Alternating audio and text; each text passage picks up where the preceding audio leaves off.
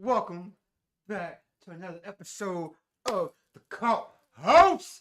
It's your boy, no other Colie Baltimoreking, the host that does the most. How you living? With your boy Mario Degree, aka MD Nice, aka the Cold Assassin, whichever one you prefer, really doesn't matter. Today's topic is pretty much, just some WTF thoughts. You feel me? We're gonna be definitely reviewing events that events that just pretty much happened over the week.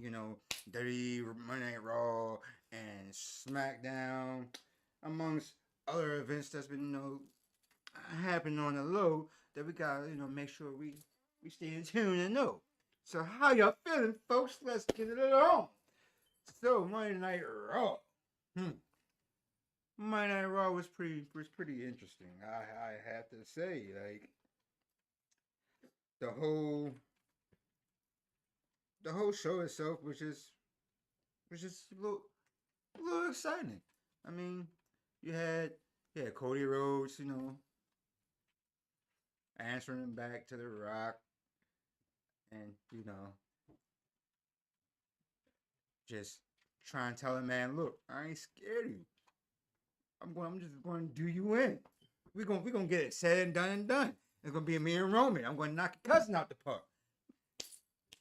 That's how Roman did it, right? That's how Cody said. I'm gonna go.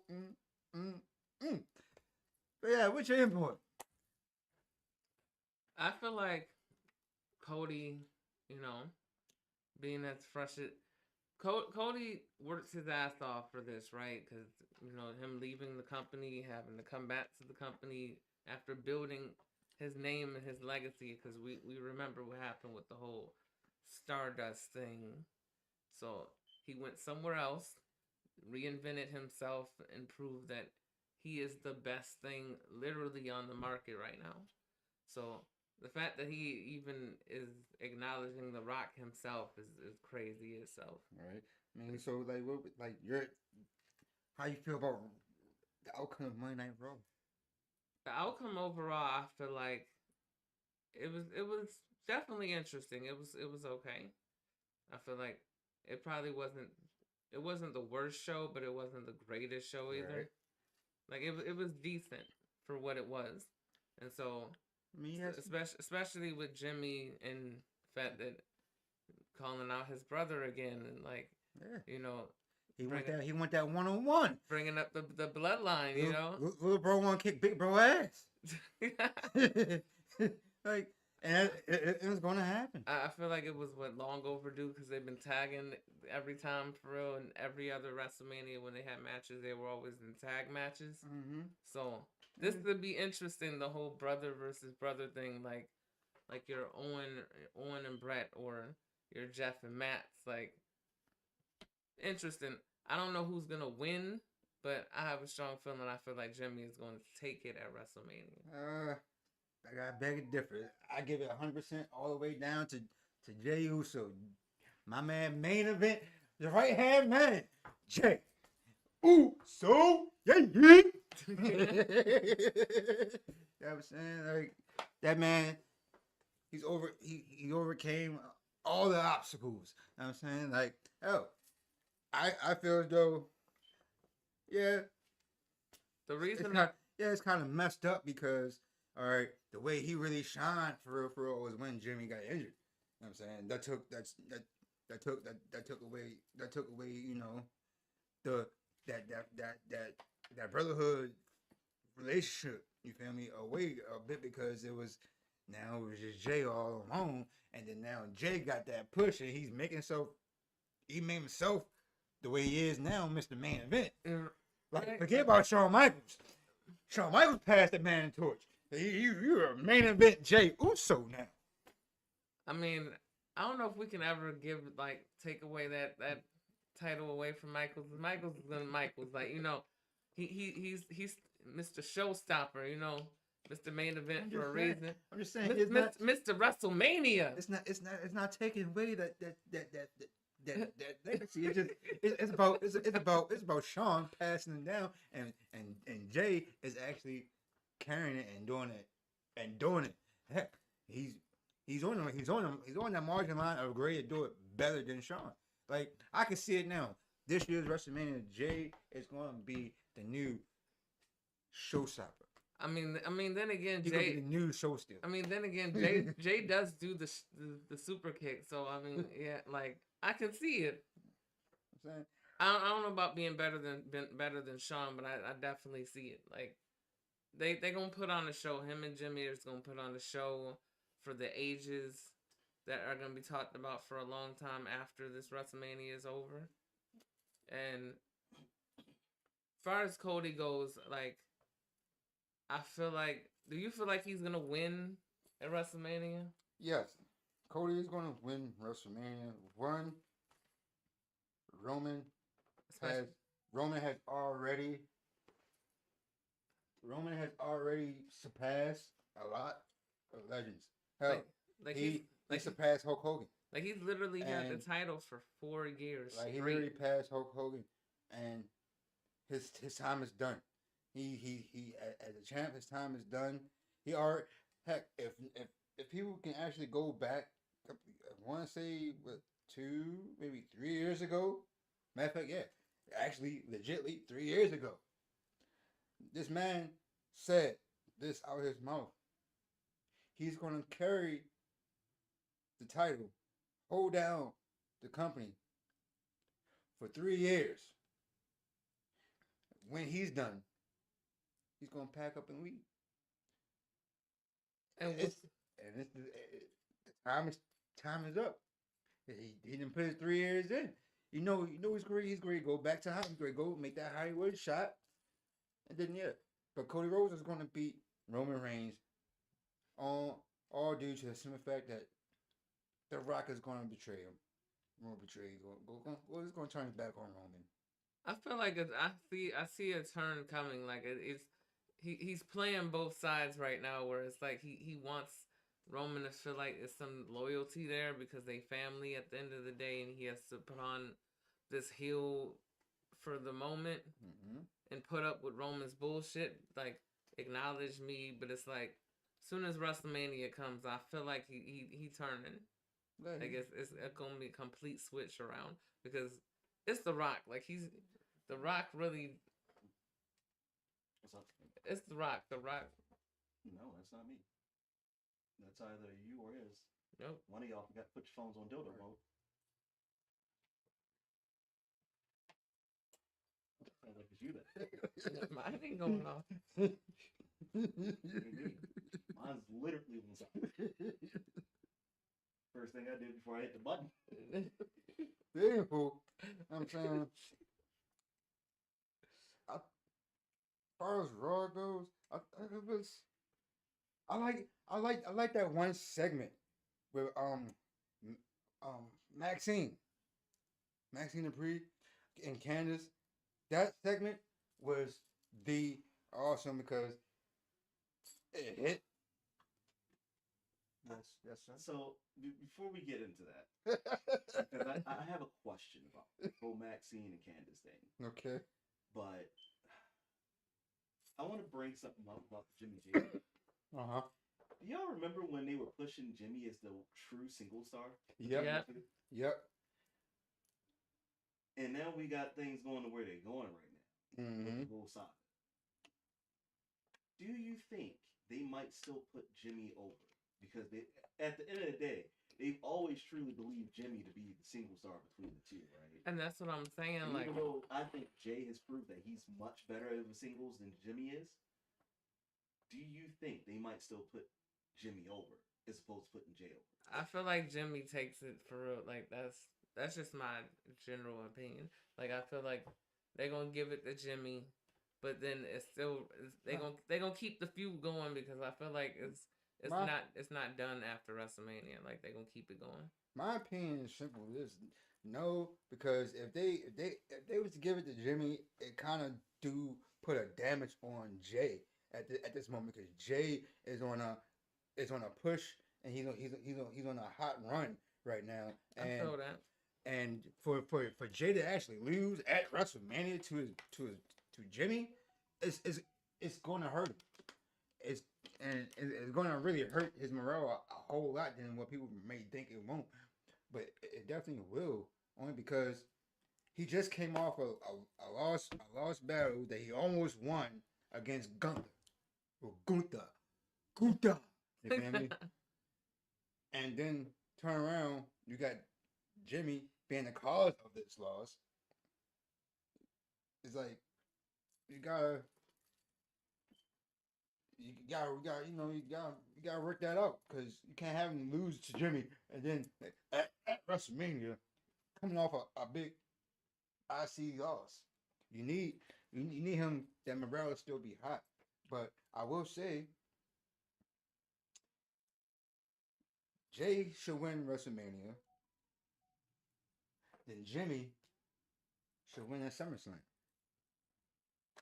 It is your Yeah. Told you it wasn't me. Nobody ever listens. To you? No. To me, definitely not. Y'all see what I gotta deal with. Y'all see? I told you why. We've had this discussion. Hey. Until you can prove to me that you are truly the better Ken, which you're not, I ain't gotta listen to you. But you can continue to catch these hands every time. Folks, this is a violent show. So he knows what it is. We got very violent. Very violent. Just a little quick disclaimer. So hide your kids. Hide your wife, hide your kids. Hide your propane. Mm-hmm. But yeah, I'll say Jay should definitely win. Definitely should win. Unless they do kind of a show where they have like a little tag team match or something, and then Jimmy takes the win. But it has to be like a real dirty win. So the way I see this happening, because I agree with you, Jay, hands down, for all the reasons you said, should win. But you and I know WWE's track record, and we know how they do because they believe that the babyface can still get over even in defeat, and then they'll slide him down the card. He'll eat a bunch of losses. He's already been eating some major losses anyway. Mm-hmm. That's why I feel like they're gonna give it to Jimmy. Get this win. This damages him completely. There's no coming back. Right, you can't come back from it. And then it's to your own brother. So yeah, it's gonna be bragging rights. The one that they always saw as a single star, not you. But if you beat him, if he loses, I agree. It needs to be a smosh loss, and it probably will be. It will be solo, hands down. That's the only answer. It will be solo. Right. But for my money, it should be Jay because in my personal opinion, over the past, I'm not even going to say over the past few years of the Bloodline story. I'm going to say over the past 10 years since they broke away from the old Uso moniker and started the Uso Penitentiary style. Yeah. Oh, and when they were cutting the promos, like promos. Right. That was the greatest. Jay was the front runner on all those promos. Yes, his he was. Promos was skill. It was his style that made all that work. And you can tell that it was him because when the Bloodline stuff started, and he started cutting all those promos, you can see the difference between the two of them. Right. So yeah, it's all Jay. Jay's the better person on the mic. Personally, I think he's the better one out of the two in the ring. Yeah, I agree. I agree. Slept on. I just think the problem was that he never got to show his personality when they first came in, and they looked at Jimmy as being the one. Jay's the one, and that's the thing. And I still don't think WWE sees him as the one. They still see him as the little punk brother, and it's okay. I mean, but Jay, I see you, homie. I see you. I mean, I don't know, because I think Paul, he started to see at the beginning of the year. I want to say, because like when the Usos first came on on this Titanic ship, it was Jimmy that always had the mic in his hand. It was Jimmy always the one sparking off the conversations. And I'm sorry, listen to you, Jimmy, on the mic. You're boring. Okay, you put me to you really want to put me to sleep sometimes. I agree. Heck, your wife is more better on the mic than you is, bro. Damn. I mean, let's be fair. Trinity's pretty. Yeah. I mean, that's just from everything that she does, her attire. That's just coming as an Uso fan, though. I love the Usos. They are one of my favorite tag teams of today's time. It's just that Jimmy, mic skills is not up to par. I feel as though Jimmy, his ring skills is a little lackadaisical. Is a little lazy compared to Jay. Jay got energy. Jay has charisma. Jay's been carrying. Jay has this enigma about him that just soon as you put the mic in his face in his direction, it's just wow, what he gonna have to say next? What's going to come out of his mouth? What he's about to do? Jimmy is just put the mic camera. We already know he's probably sitting there cracking jokes, or he's smiling too damn much. Like he don't like he's not. I can't be serious with him. Even though like Jay, yeah, he got a community. He's a little funny at times, but he's still serious. He still got that. Like say we on the streets, I could be the most terrible, illest killer on the block, but had his heart of gold and be laughing, cracking jokes. But at the same time, you're going to still take me serious because I can show you I can kick your ass. You feel me? And that's what Jay brings to that table, especially when they was together as tag team. It was more of okay, yeah, I can be. Look, prime example. Look how the relationship between him and Sami Zayn. Oh yeah. Jay did not like that man work for nothing. But then they built some chemistry, and it worked. Storyline wise, you're right. I love that build. Like that whole Sammy and Jimmy J circle was priceless. And then seeing how Sammy got close to Roman, to be fair, Roman out of all of them is gonna be the best person overall because he's the only one with actual acting skill, which is an unfair advantage, technically speaking. But the fact that Sammy and Jay seem like they can keep up with that, even though they don't have that under them, says a lot for the both of them. Right. And the fact that they accepted him into the bloodline at that one moment, which was classic. He made them segments hilarious. Like Sami Zayn, shout out to Sami Zayn. Big shout out to Sami. I swear, if it wasn't for Sami Zayn, Bloodline Genetico. Bloodline probably not as trending and as hot as it was. But probably wouldn't have been as entertaining without his shenanigans. Because every week when he was with them, it was a whole bunch of shenanigans. It was mostly just him naturally, just accidentally trying to break them. Right. And then it's just turned into I wonder what I can do to break one of these guys today. Who I want to break? And you can tell who he was targeting. You could tell who he was targeting until the Uzi round happened. He didn't mean to break everybody at once. I think that just happened. Right. You're not Uzi enough. I swear. He's not feeling Uzi. He's not really feeling Uzi today. Like when Sammy said, Jay, you're just not Uzi enough. That broke my... I was cracking up when I heard that. The fact that it broke everybody in the ring, like even his whole bit is, I'm not ever breaking. Right. And he broke. he broke first. Jimmy was dead on the mat. Even Roman as as much professional, Roman and Jay are both in front of the camera, both trying to hide their faces. as much professionalism Roman has, he even broke from the camera. Oh, yeah. Like I saw him smirk before he put the mic into the cover of his face. Right, because Like- it was that funny. Like Sami Zayn just is that funny. You're just not Uzi. Hell, I love Paul Heyman's reaction though. When that happened. Paul didn't care. Heyman did not care. He just laughed like, whoa. And speaking of But- Paul Heyman, right? Let's take note of the fact that anybody that Paul Heyman has crossed paths with in his career, all have been champions. Every last one.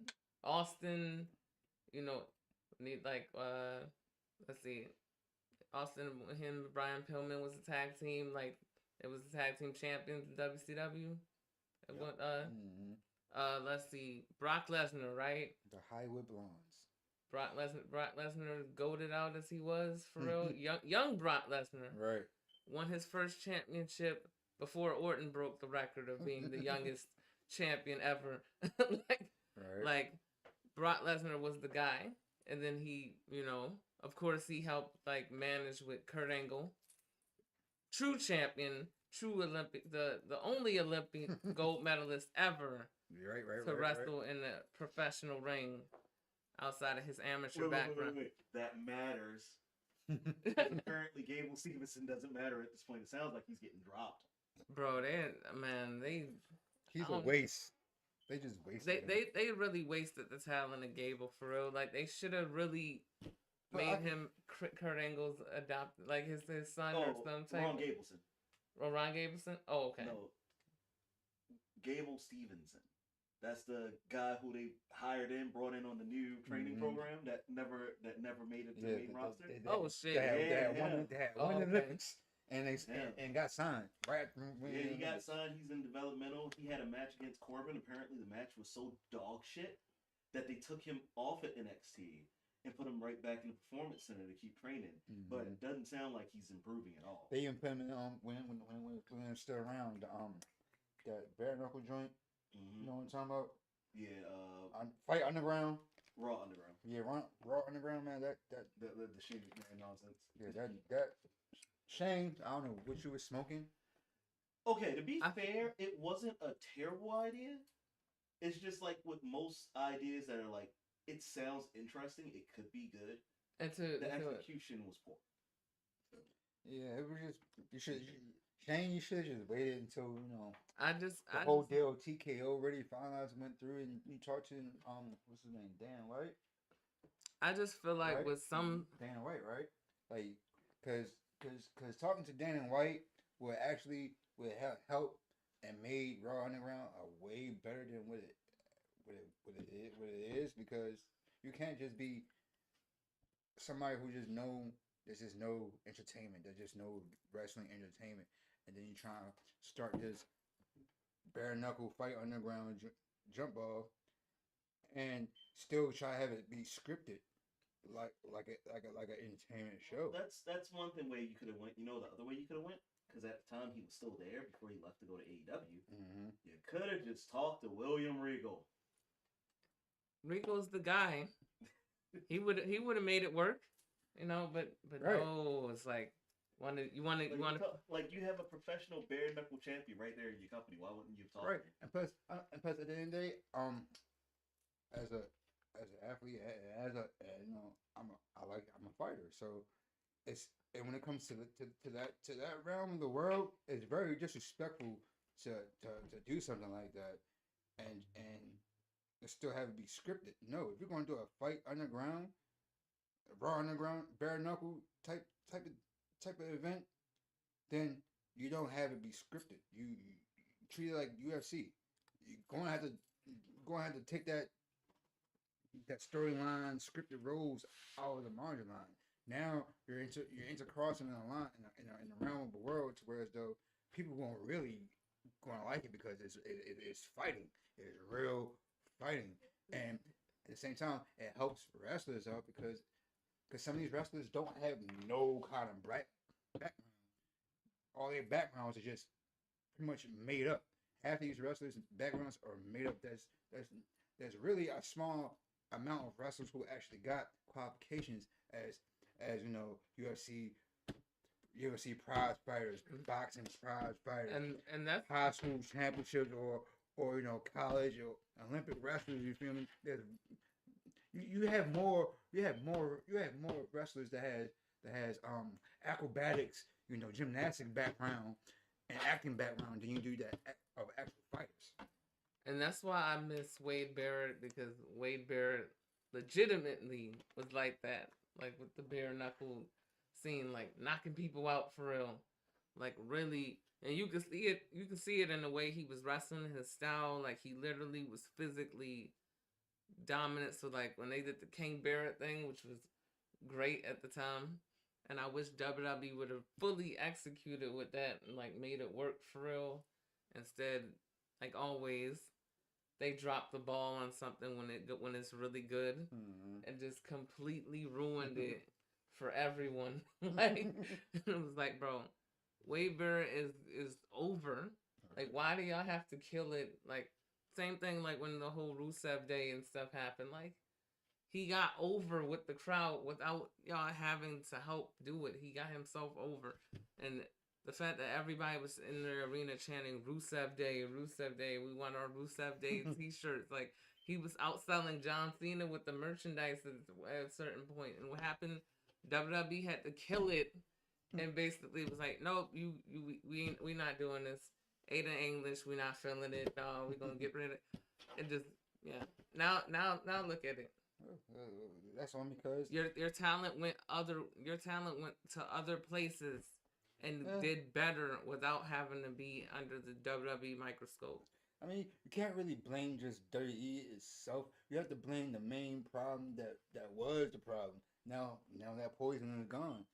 Vince McMahon. Vince McMahon's the type of guy where so here's what you can expect out of Vince McMahon the way he thinks. Okay, when things don't work as good as it's supposed to, then that's what he's going to push. Things that works too good, he's going to kill it. Why? Because it's working too good, and this man's sick mind, sick twisted mind. He gets real bored real quick, and he just wants to make things change real quick. And especially when it comes to fans, because in real life, this man is really this guy would tell you, because we went to a live show and we literally met the whole family pulling up, and we literally had asked to shake this man's hand, and what happened? Oh, sorry, were you bringing me into this conversation? Yeah. What happened when we tried to shake this man's hand? You mean when we got the window rolled up on us? Yeah. So he was his wife. He was a dick. Yes, his wife got out the car and shook our hand. His daughter got out the car and shook your hand. Hell, the main person we thought would be more of an ultimate dick, Triple H, shook your hand. Shook our hand. Now here's the funny thing. You know when that happened? That was the show when Arnold Schwarzenegger showed up for SmackDown and got Triple H out. Oh my God! So that build up to WrestleMania. Wow. The same one with Kane and X-Pac fighting all the way into the back, which, because they wanted to keep it kayfabe, people saw them in the parking garage. Yes. Actually fighting still. Right. Like, oh my God. This man's a legitimized dick. Hell, Ric Flair even shook our hands, and he was a fucking dick. But correction. But Ric Flair shook your hand. He was the one person. Yeah. I wasn't with you that time. Yeah. The one person I still have not met that I wanted to meet in person. Woo! Shout out to you, Rick. Oh, I love you, man. You know what's crazy is Sorry, you know what's crazy of people that shook my hand, took picture, all that. So Christian Cage, met him, cool guy, awesome, right? Like, took a picture with him, all that, like, shook my hand. JTG, when he was with the company at the time, autographed, took picture, shook my hand.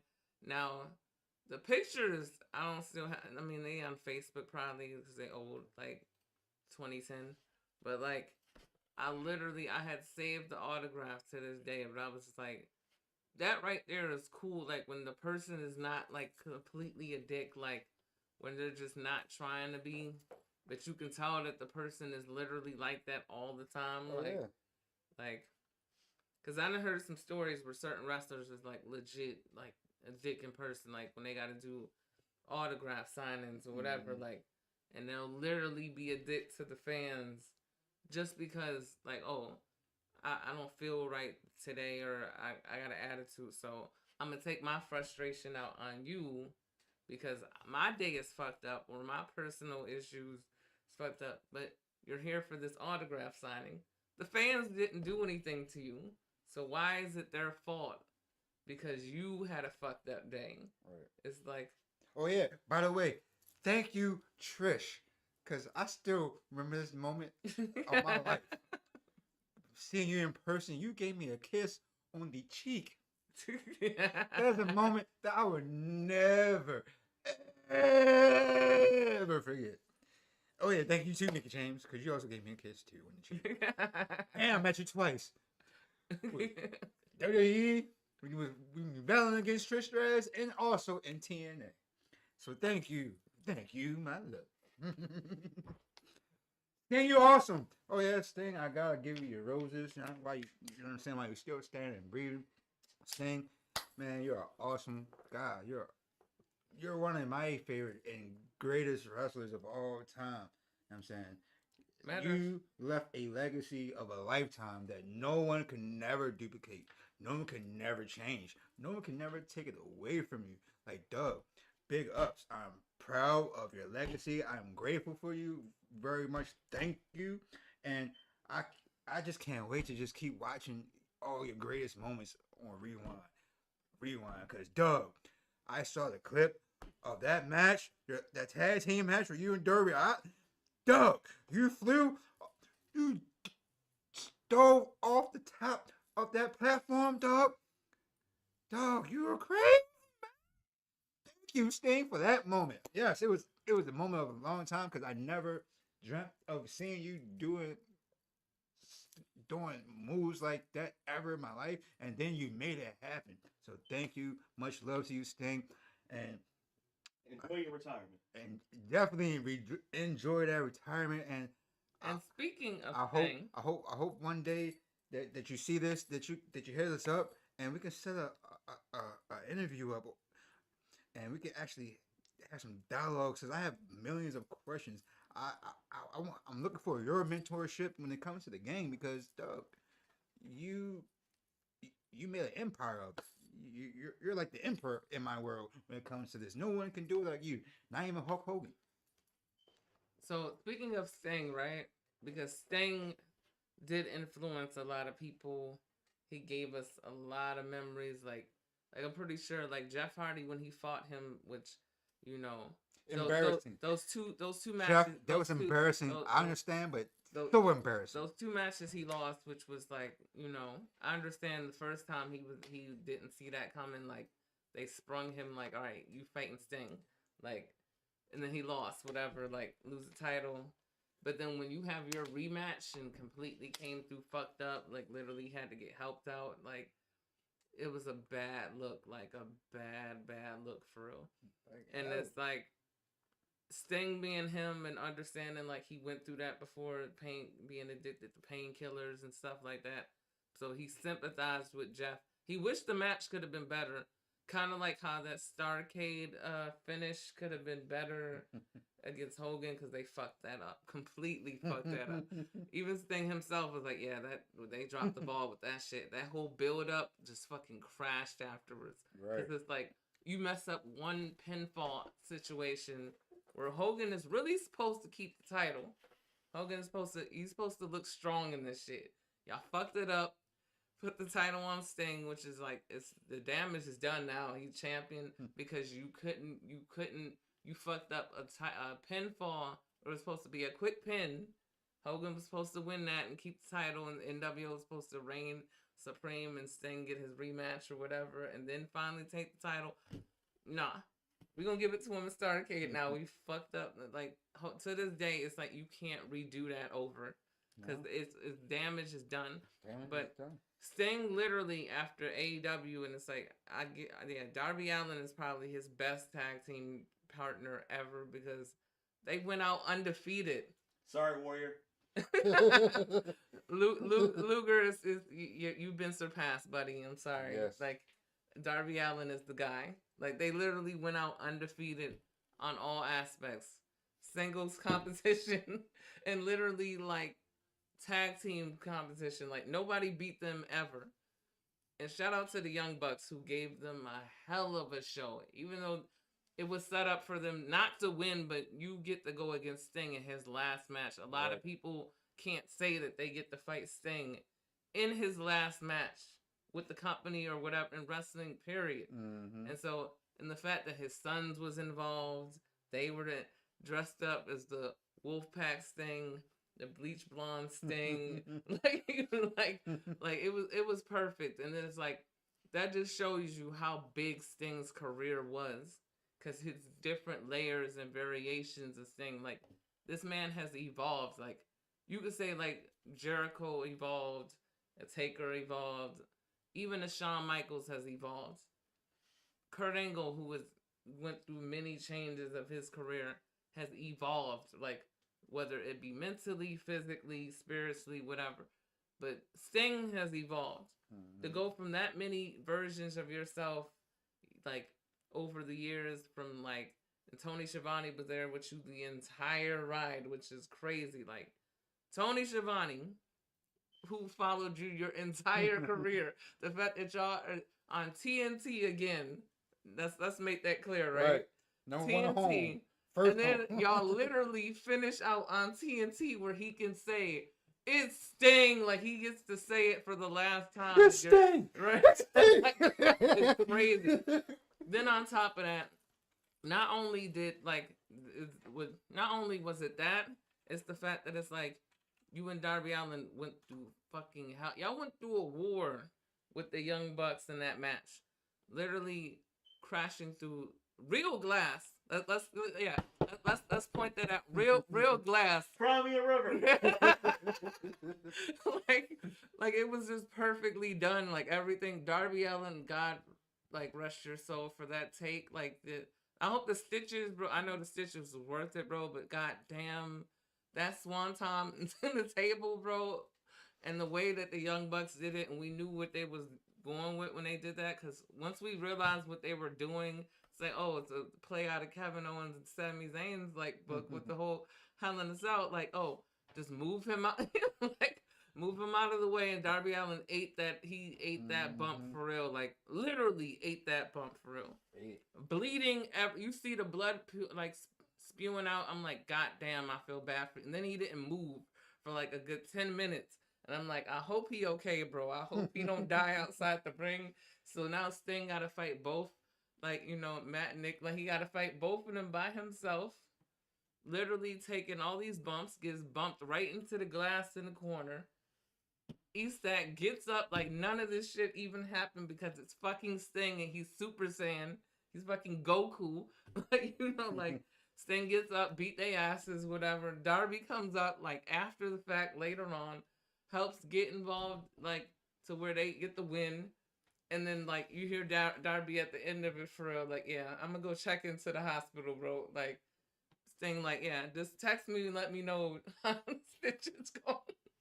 Like, let me know. So, I kind of forgot, too, that, like, this is us actually finally getting to talk about this because the week we were supposed to talk about this, I ended up being physically unable to do any work. So, that...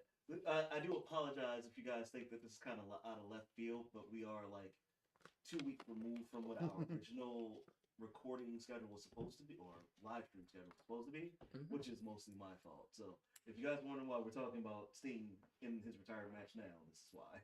Right, you know, like I said today, folks, today's conversation topics is just a WTF, you know, wherever it comes to really the mind of, you know, of opinions and thoughts of the wrestling world, and you know. Speaking of pains of the wrestling world, I can go back to the question I was going to ask you now about Maxine and her story.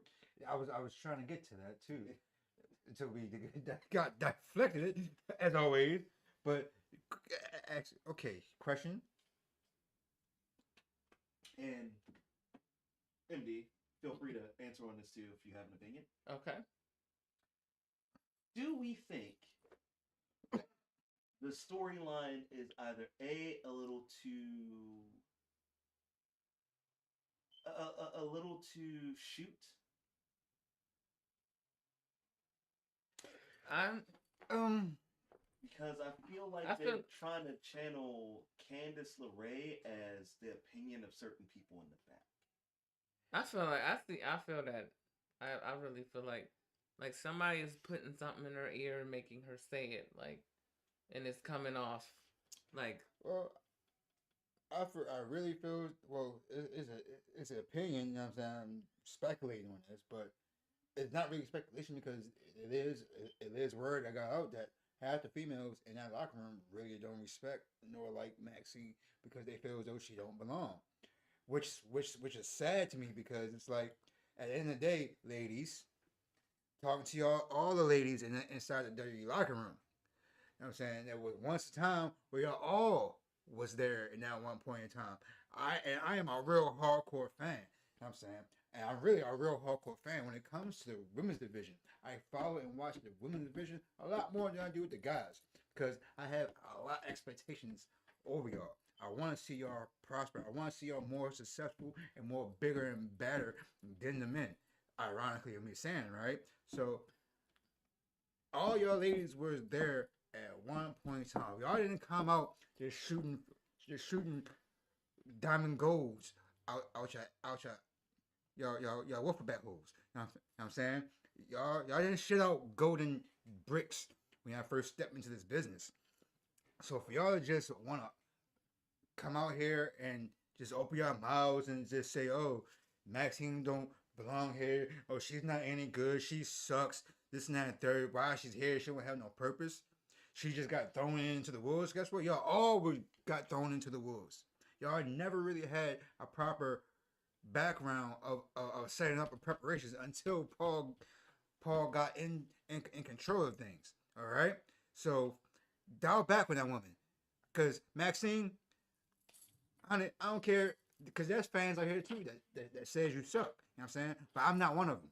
I truly believe that you don't. I see a whole lot of greatness in you. I see pure and genuine talent. Like you're literally doing something in this era and time that females can't really pull off and be successful in doing it. You literally got fed into the wolves. You literally got put into this lion den and was suspected to be a failure. So And you know and what you know what I see off of that? Thinking about that now, you know who I see? Trish.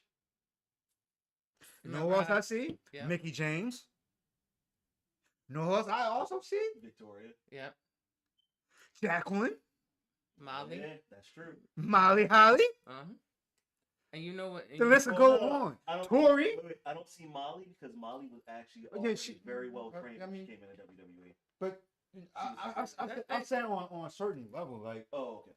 I'm No, saying I'm more respecting of the situation that she's in specifically. Right. That's what I'm referring to. So Jacqueline, yes. Trish, yes. Mickey Victoria, James, Mickey. So And she was Mickey, trained, Mickey but she's is still 50-50 because but she goes in that category still too. yeah. Because 50-50 is not 100. The only reason why I say 50-50 I is put Gail because Kim Mickey was actually very well trained when she came in. The issue was that they didn't want to book her. Still, when I watch her matches and analyze, she made too many mistakes and slips too. And Gail Kim Too many botches. When she started. So, to be fair, I think that's more on their fault than it was on her. And here's why I say that. Remember what they had her wearing. She didn't initially pick that out for herself. And it is hard to wrestle in that sort of stuff. Like people, like we sit here and we talk about it all the time, but there's certain stuff that you should not wrestle in. Like now that people are starting to get more and more into the idea, like you know what, certain types of tennis shoes make better for boots, or maybe I should stick to the regular boots because of the grips and da da da. But think about what they had. They had her basically wearing slippers. That is true in the beginning, yeah. So that's why she switched it. You could say, yeah, she botched a lot, But you have to put that on the higher ups because they would not let her wear different. Yeah, it's true. But then at the same time, once you get used to that gear, you start to learn. You start to learn your gear. You start to learn. It's called ring. It's called ring work. It's called ring awareness. Ring work, ring awareness. You get comfortable. Once you figure out the do's and don'ts after the first fault or first second, then you get familiar. Oh, if I can't do this move, I'm gonna try and finagle a certain way, or I can pull this move off. But let me do some rehearsals in these things. Let me get myself. You feel me? Like once again, just like it goes back. Okay, throw into the wolves. Okay, they want me to put this on. Now I gotta go right here wrestling this. It's like fair. And I wanted to add that it's just really sad that the ladies that is so much, separation for real, or like you trying to departure when y'all were begging for equal opportunity for like years on when this evolution started. Like, so now like y'all get to a point where it's like, oh, well, we don't like her, she don't belong. That's not being equal. Then, like, right. You're pushing her away to make her feel like she's the outcast to the rest of you, and that's not a good look. Yeah, y'all being bullies in the locker room. I mean, that's going back into the back in the days. How when these these guy wrestlers that used to come into the locker room, they get hazed. You know what I mean? They get picked on. They get bullied. Heck, it's the same thing to the females locker room. It's just that the females were more professional wise than the guys were. There was more of a team instead of, oh, I gotta be better. I am better than you. I'm gonna outshine you because this is what I am the star. That's pushing Moolah. And it's, right. and it's like before, like a lot of people don't know, but I mean some people might know. So like Alexa Bliss and like Sasha, when she was with the company at the time, they really low-key, like, could not stand each other personally. Mm-hmm. Like, they will work with each other in ring, whatever, like, but they didn't want to be, they didn't follow each other, they didn't talk to each other like that, like, because they just literally did not like each other for whatever reason, Mm-hmm. And so it was crazy that it's like, you get to this point where like women wrestling is starting to take over now, and everybody's building a name and getting out there, and it's like getting the proper recognition, and then this happens. So it's like, and plus if that was the case, yeah, y'all got to do better. Right, like come on now, stop. Instead of tearing this woman down, help her, build her up. Cause I'm sorry, once again, Maxine, as a fan, you're doing an awesome job. Like, when you first came in the world, I didn't like you for nothing. Like, you did, like you literally suck. Like, you literally suck. But now I see growth.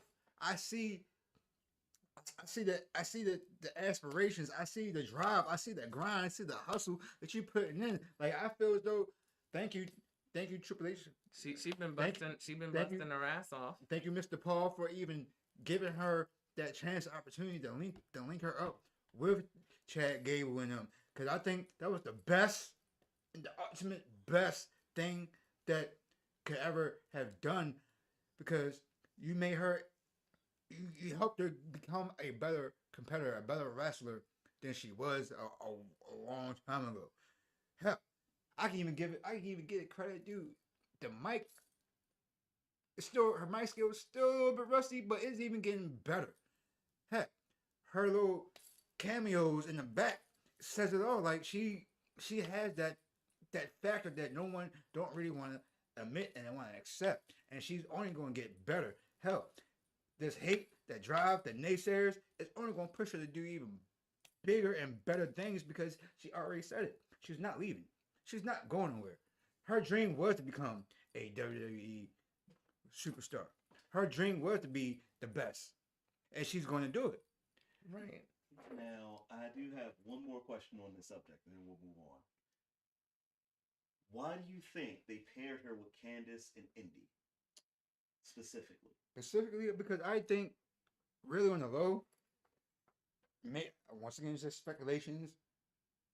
Who knows? Maybe like this is not even story scripted. It's just because knowing WWE, they like to base things off of real reality. Okay, and I feel as though Candace and mainly Candace was the main culprit of starting this whole allegations of she don't belong here. Like I really think she don't really like her, and and for that reason, why? Because that shoot, I'm sorry, scripted, not scripted. That was just too far.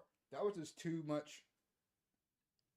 Like That was just too much been said. it's You go to a person that just lost their brother. yeah, like They didn't mention that. I feel like you low key felt some type of way for real, and it's like even if it was a shoot, it was written or like people in your ear, you still said it anyway. Right, and how she said it, the delivery, it was pure. It was personal, It was like personal. It was pure animosity. It was pure hate. If you can't look at it that way, let's look. Go back into your archive, watch that match, and watch Candice LeRae tag team partner. The look on her face would tell it. Oh, like whoa! like Did you really just said that? like she didn't even expect that to happen. Like, did you really just said that? Like this bitch really went there and Even like, Maxine face. Maxine looked like she wanted to just not smack her, wanted to punch her lights out. And I'm sorry, I would have took that fine. Punch her lights out. right, you disrespecting somebody that's not even living like my brother. Like that's beyond like it's beyond wrestling at that point because Right. it's like you're violating. I'm gonna take a quick break. Counterpoint. I think they put her with Candace because two reasons. One, and this is something y'all might have forgotten about with Candace, because Candace doesn't get to do promos much. But if you go back and watch all of her indie stuff, Candace has always been very convincing on the mic. Mm-hmm. But Candace is just like she was down at NXT. She's literally everybody's big sister in the back. I think they put her with Candace because Candace is going to take care of her. Now, as far as the reactions and everything, the one thing I will praise Maxine on from day one when she came into the company, while her promo skills weren't there, her facials have always been legit good. Mm-hmm. So I think she could sell that knowing that line was coming. I And can see. Candace is very good at being over the top heel. Like, keep in mind, she was world's cutest tag team with her and Joey Ryan. She was the intense one in the whole entire thing whenever they cut promos. Ryan was always the joke. So it balanced out for real. Right. Oh, he just walked into bed. Let me come up front real quick. Let's not have empty space on camera.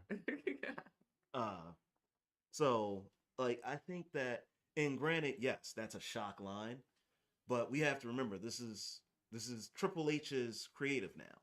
Triple H is really about that indie shock life. And that is a good point that you said that because like Triple H has said some like in his promos has said some really egregious stuff, especially with the Katie like Michael Vick, the Katie Vicks, yeah. Him and Kane and the whole things I'd love to forget. No Diddy. No Diddy. But stuff like that, and I could see Triple H having that scripted out to be in the promo, but I also would see that like the only way Candace would ever say it is if Maxine would have signed off on it, because her, like, the one thing I will say is that from what I can tell from a lot of like backstage stuff, like her and Indy are like they're almost like really like sweethearts. They're almost like teddy bears completely backstage. So I don't foresee that being a thing, especially not from Candace, who, she's been on the indies, so she knows what it takes to put in the work. Like that's where she spent the most of her career. If anything, so I'm gonna say this. So I'm gonna say this. Not he made that point, right? So, like, it's kind of like when Punk. Remember the whole build up to WrestleMania when Punk had to fight the Undertaker, and it's like Paul Bearer had just passed away, so he kept bringing that up like over and over, and it's like pretty sure like his son and everybody gave him the okay to like do it. Like, you can use it in the promo. Like my dad. Punk don't care. Punk going to do that anyway. Or the Randy Orton, Eddie's not in heaven. Eddie's down there. Yeah. There's been a lot of disrespectful stuff said that I was just like, it makes perfect sense when you break it down. Like, yeah.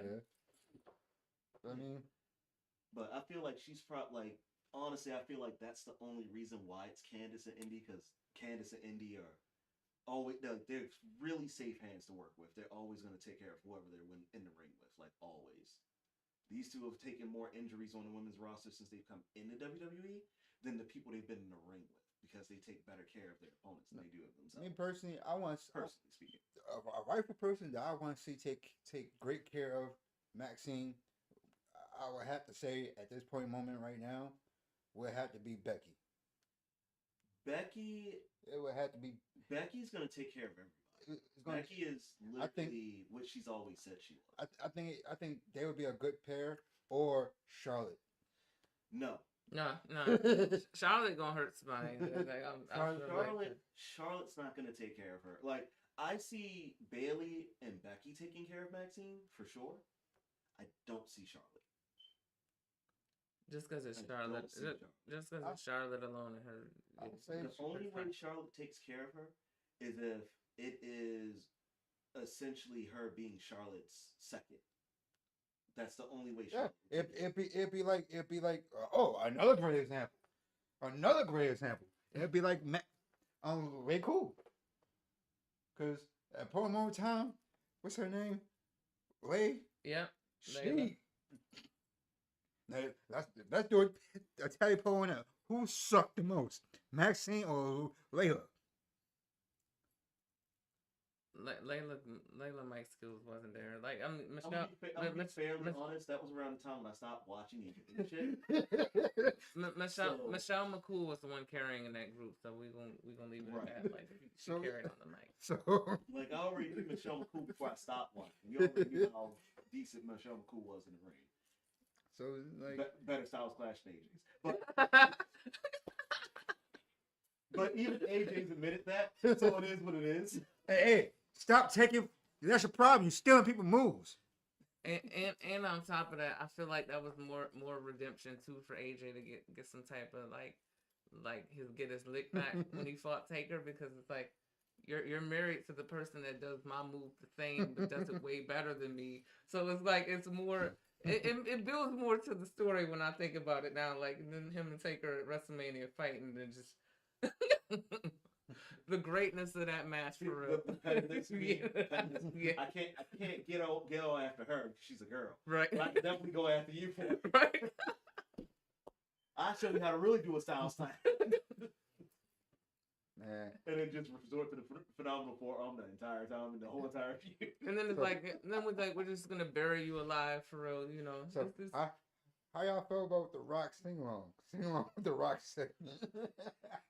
The Rock thing was classic Hollywood Rock at its finest. Yeah. Different. The blue style, not really. It was different. He did blues then no. too. Reason why I say it's different because he was not playing the guitar this time. Okay, when you put it that way, he normally be the only one that plays. True that. He never had nobody. That is different that he had somebody else play while he sang the song. That was different. That was like a real classical jazz style, way back. I'm the boss type rock. Right? And it was like I'm gonna be a jackass at the same time too, and like just be in my heelish mode for real, just because I'm the Rock. You can't tell me shit. And so like, no, I can't say this sing along segment wasn't really like that marquee. It was more of I'm just going to take shots and I'm gonna try my best to make you cry. Now, here's the thing about that.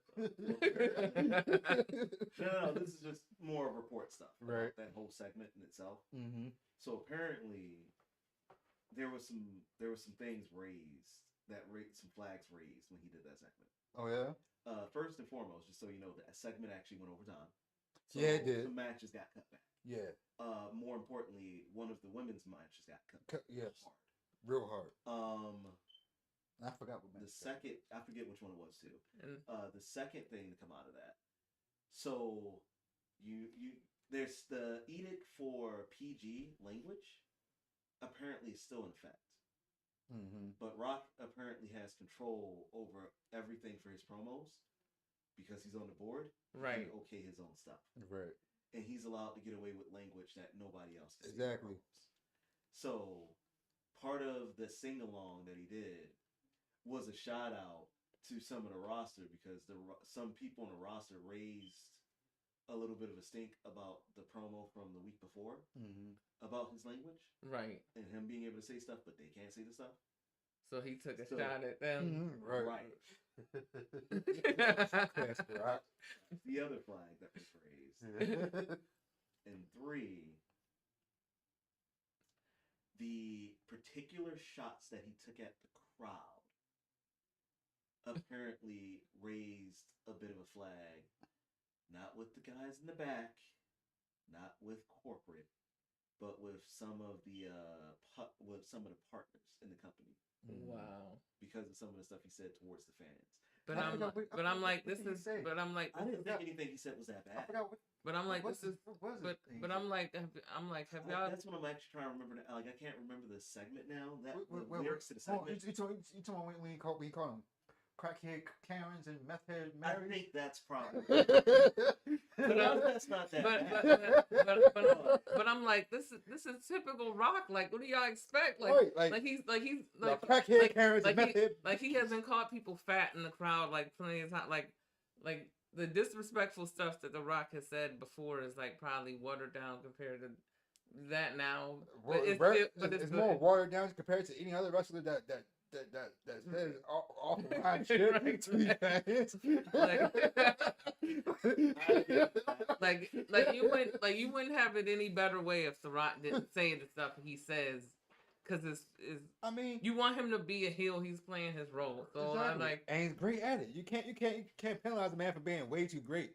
The man's just that great. I just feel like it's a lot of bitterness. It's bitterness because you don't want him to outshine your talent. Okay, but if that was the case, and you want to do some red flags, or let's throw a red flag in at Roman Reigns for calling Seth Rollins a cross-dresser. I'm surprised the alphabet people.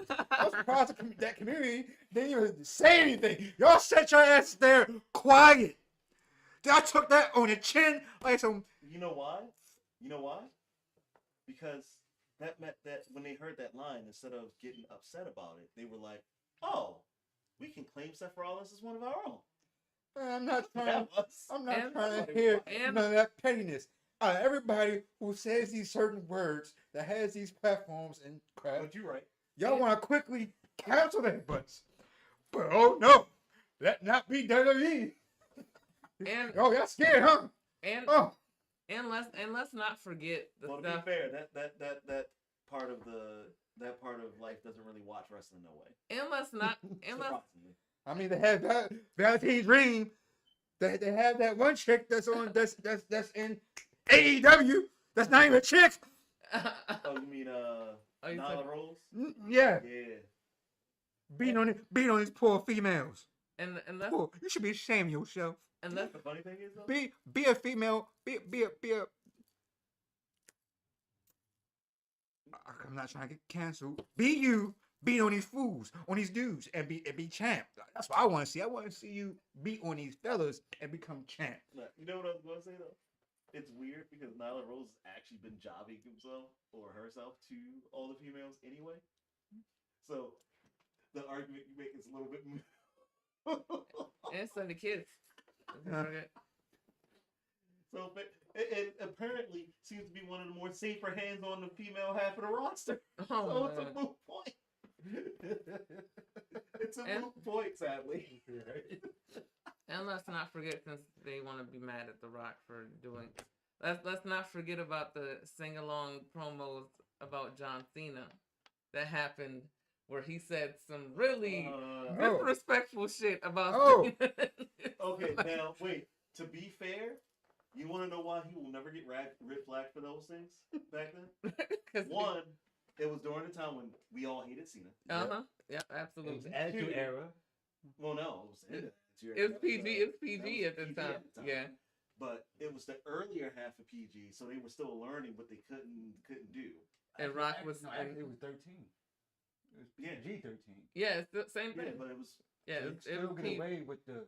Some of the stuff, Yeah. but not all. Certain wrestlers some of couldn't the stuff say he stuff said. at all. Not Like compared now when it's supposed to be PG. it still counts. It's the same thing. No, 13. No. When it's PG 13, you can add cussing in it. Not all cuss words. Yeah, but but some of the content of what he was saying, he still couldn't say. He went That's over. What I'm saying. At the time, they had just switched over. And he still was going over the line. They were able to, they were still learning what they could and couldn't say. Right. But it was already too late. They okayed his promos at the time. Back then, it was PG 13. They dropped the 13 when this new era came. Yeah, they dropped the 13. When this new era 20, came. Yeah, that's what I was saying. That was the big 13 or 14. It was 13. Yeah, it was 13. That's why I was saying there was a big difference because when it was PG 13, it was things that you could still say, but they were still learning what not to say. Like you could say bitch, you could say shit. You just couldn't drop that F bomb. You couldn't. What's the other word? Couldn't say the N word. You couldn't. Once it went fully PG. Can't say the C word. You couldn't say cunt. Once it went fully PG, it was like, all right, you got to keep it kid friendly. You can't say slut no more. You can't show half boobs. We were just talking about that in the car too before we came to. You so remember that Armageddon segment, right, where the cat chose to show the world, what she was made of. Her greatest milk jugs. Yep, and Sergeant Slaughter. Sergeant Slaughter was a little too slow on that. It was like the damage was done, bro. We saw it. Like no. How about this pay-per-view? It was this pay-per-view a while back. Jacqueline, you know what I'm talking about. But her boobs always came out, and I heard about that. And it was a pay-per-view, and they could not get to the blur button in time. Nipples was all. So I forget the exact pay-per-view, but I remember that was 98. Yep. That was. I think it was that was the swimsuit contest. Her and Sable. And she had the strips. This black strip. Yeah, she had the strip joint. Yeah. So you know what? So she went and did I forget what it was, but it was a side pose. And when she did the side pose, that's when the titty came out. Yeah. No, she had that red joint on. It was the red one. Yeah. She had the red. Because she did another one that was black, but I think that one was on Raw. But that one wasn't like the same type of string joint. One, I think that one was crossed up, if I remember correctly. Yeah. So we remember these things. Remember. Who will forget a great boob slip? Right. That's something that's imprinted into our head for eons and decades. Hell, when we turn 90 years old, when we're destined to forget that shit, we still remember. Oh, you remember the boobs that popped out, son? We still remember Janet when she was with Justin Timberlake on stage. We forget. Justin. And to this day, I don't care what you tell me, that was planned. Yes, it was. Yeah, he wanted to do that for real. That was that whole thing was planned. They were both in on it. There's nothing you can tell me. Yeah, because Janet wouldn't have let that happen. Janet, she was prepared. She was prepared. She had the little thing that was covering her nipples already. Yeah. So when she pulled it off, it was just it was right here. Look. So it's like you ain't see too much, but you look, still. You NFL, I don't understand why y'all gave that woman so much backlash. All people, they should have gave the main culprit who pulled the titty out the backlash. No, y'all want to give the man praise. Where the backlash at towards Cena when he wanted to go be at the Grammys Mm. y'all was trying to tarnish and destroy a legend that made y'all money that night. NFL dumbasses. You know how much the value went up when that titty slipped? You know what it is for real? Like the media is they hate the Jackson family for real. So like Michael, Janet, they always was gonna catch some crazy backlash for whatever. Yeah. Like just because they felt like, oh, you're Michael's sister, so we can just sit here and talk all this shit, yada yada yada, whatever. Like, but that's why Michael always addressed the media accordingly. Like, y'all don't want to see us win ever. Like, I mean, that's only because Michael did what he did. I mean, when Michael was one of the smart dudes alongside with Prince, demanded and took their royalties, Oh yeah. it was game over. Michael was a target, and yeah, it fell on Janet because that's his sister, and that's his. To me, the way I look at it, that's his number two. You feel me? Because Yeah. they made names for themselves within the whole family. Yeah, you had Randy, Latoya, Jermaine, all of them, but Tito and all that. they wasn't really a mainstream artist. There wasn't a star qualified people on a personal level as a solo art act, unlike Michael and Janet. They found their key and they took it and they ran with it and they became a huge empire. They made their name into something that was just all time great. So, speaking of people of star quality who made their names great, we're gonna switch gears a little bit. We're gonna switch from Raw over to SmackDown, Okay. and I'm gonna start with the only thing I give a fuck about, and we're gonna talk about this damage control story right quick. That's unfolded. And how I can see what they were going for, and how Naomi has now become a surrogate for them not being able to convince Sasha. Because what unfolded Mr. Surge. Friday? Mr. Surge. Yes, sir. While we got these great people streaming into our live, right? Mm-hmm. I want you to openly admit this. All right. When we had this conversation about Naomi and the damage control thing, Uh-huh. was I not right or did I not call this shit? All right. So you called that, but I called the Dakota. Oh man, shake oh, you agree. Because last time I checked, you had that doubt. You were like, eh. Dakota stand. So yeah. So let I'm gonna let y'all talk about this. I'm gonna make a quick run real quick. I'm gonna grab some more water. I'm gonna hit the head. I'll be back. But why don't y'all get this discussion going? Give the fans a recap thus far from what we've got from the past couple weeks of Damage Control Bailey story up to this week. I'll be right back. Let's just say, poor Bailey. Poor Bailey, I feel sorry for you. Poor Bailey, like She didn't see it coming, but she kind of saw it coming. It's like you're getting your butt handed to from left and right. Like the fact that they literally been cracking jokes and talking shit about you behind your back the entire time is like crazy, and then you finally figured out what they were saying, and it's just like once they realize like, oh shit, like she onto us, bro, like. And then they just beat your ass, and it's like Dakota comes back, and it's like, yeah, Bailey's outnumbered now. It's like it's you against us, and now you got to go and find new friends. Bailey, big ups to you. You know what I'm saying? Like, oh my god, like you're just getting your butt handed to left and right. You know what I'm saying? Like Dakota, you're crafty. You're a crafty young one. You're a crafty one. You're a real crafty one. That was slick, smooth. You feel me? But guess what? Bailey had y'all fooled because the whole time y'all was speaking in language, on side notes and all this. The whole time she was just sitting back, just listening, just chiming in like, yeah, okay, I hear you, but I got something timed up for you. Yeah, Dakota, you try to play that little swine move. You feel me? You try to play the 50, and then next you know it, you did some shicey stuff, but you got something coming for you because you got Naomi. You got Naomi on your radar now, and then now, y'all got Bianca Belair.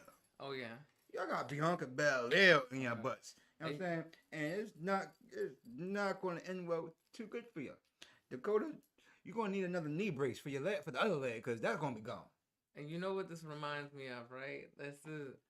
This literally reminds me of like the time when Madison Rain got kicked out of the Beautiful People. And so she had to go around like building up friends, whatever. So it was like Angelina and Velvet taking on like Madison and Tara and like whoever else she tried to get. Like literally the same thing. like literally the same thing as like you don't see them turning against you or like whatever, but eventually it's gonna happen because it's like too many women on one group and Bailey not being as aggressive as them, as far as the way how they style is, like especially Asuka. Like Asuka, man, shout out to Asuka. Asuka been on her shit. I ain't gonna lie. Like Asuka been, she been on her shit and backing up everything for real. So it's like the fact that it's like you had to know what was coming eventually. Like they was gonna kick her out the group, like and straight attack her, turn on her, and the fact that Bailey won the Royal Rumble anyway, it was bound to happen. Like this match was bound to happen. Like, so it makes perfect sense. But I still feel bad for Bailey. Like Bailey's been through some shit, a lot of shit. Yeah, it's gonna get better now. You know, now she got some protection now. You know, Bianca. Okay. So let's talk about that. So first and foremost, we got good old Naomi, right? Good old Trinity. So here is Trinity's play into the story. Trinity is essentially what Sasha would have been in the story. Yep. And honestly, I think if Sasha would have came back, it would have been Sasha Bianca. I mean, Sasha, not her Sasha and Bailey. Bianca. So it would have been her and Naomi, Bailey. Sasha, and Bailey. And it basically would have been Team Bad 2.0. Yep. Exactly. That's what I think would have happened. That's what was going to happen. But because she didn't come back, they had to like refreshingly throw in Bianca Belair because you know, which makes sense in the story. Bianca's whole bit in this isn't even that she's helping Bailey. No, she's getting revenge. She's not even getting revenge, which happened because technically she still almost got laid out herself. She got lucky, but she only came. I say she got lucky, but she didn't because she still got knocked out, and Naomi had to cover her. But she only came out because of Naomi. Yeah, if it wasn't for Naomi, she wouldn't have been out there. Which is funny because I keep trying to play back in my head if Naomi and her would have had any sort of interaction on roster, and I can't remember if they ever had any whatsoever right before she left. And I'm like, actually, I think so. But it was just like some backstage thing. Like it wasn't like televised or nothing. Okay. Not that. I think it was when Bianca first debuted, and I think it was a back scene segment where like when she got moved up. Yeah, Naomi was like gave her a little props or something like that, and then she just walked off. It wasn't like, once again, it wasn't really nothing that you could actually pinpoint it and right. You know what I mean? It wasn't nothing drastic. They were like, oh, remember when? Like it wasn't a big build up, like how they did with Show. So this is what I'm wondering what they're playing off of then.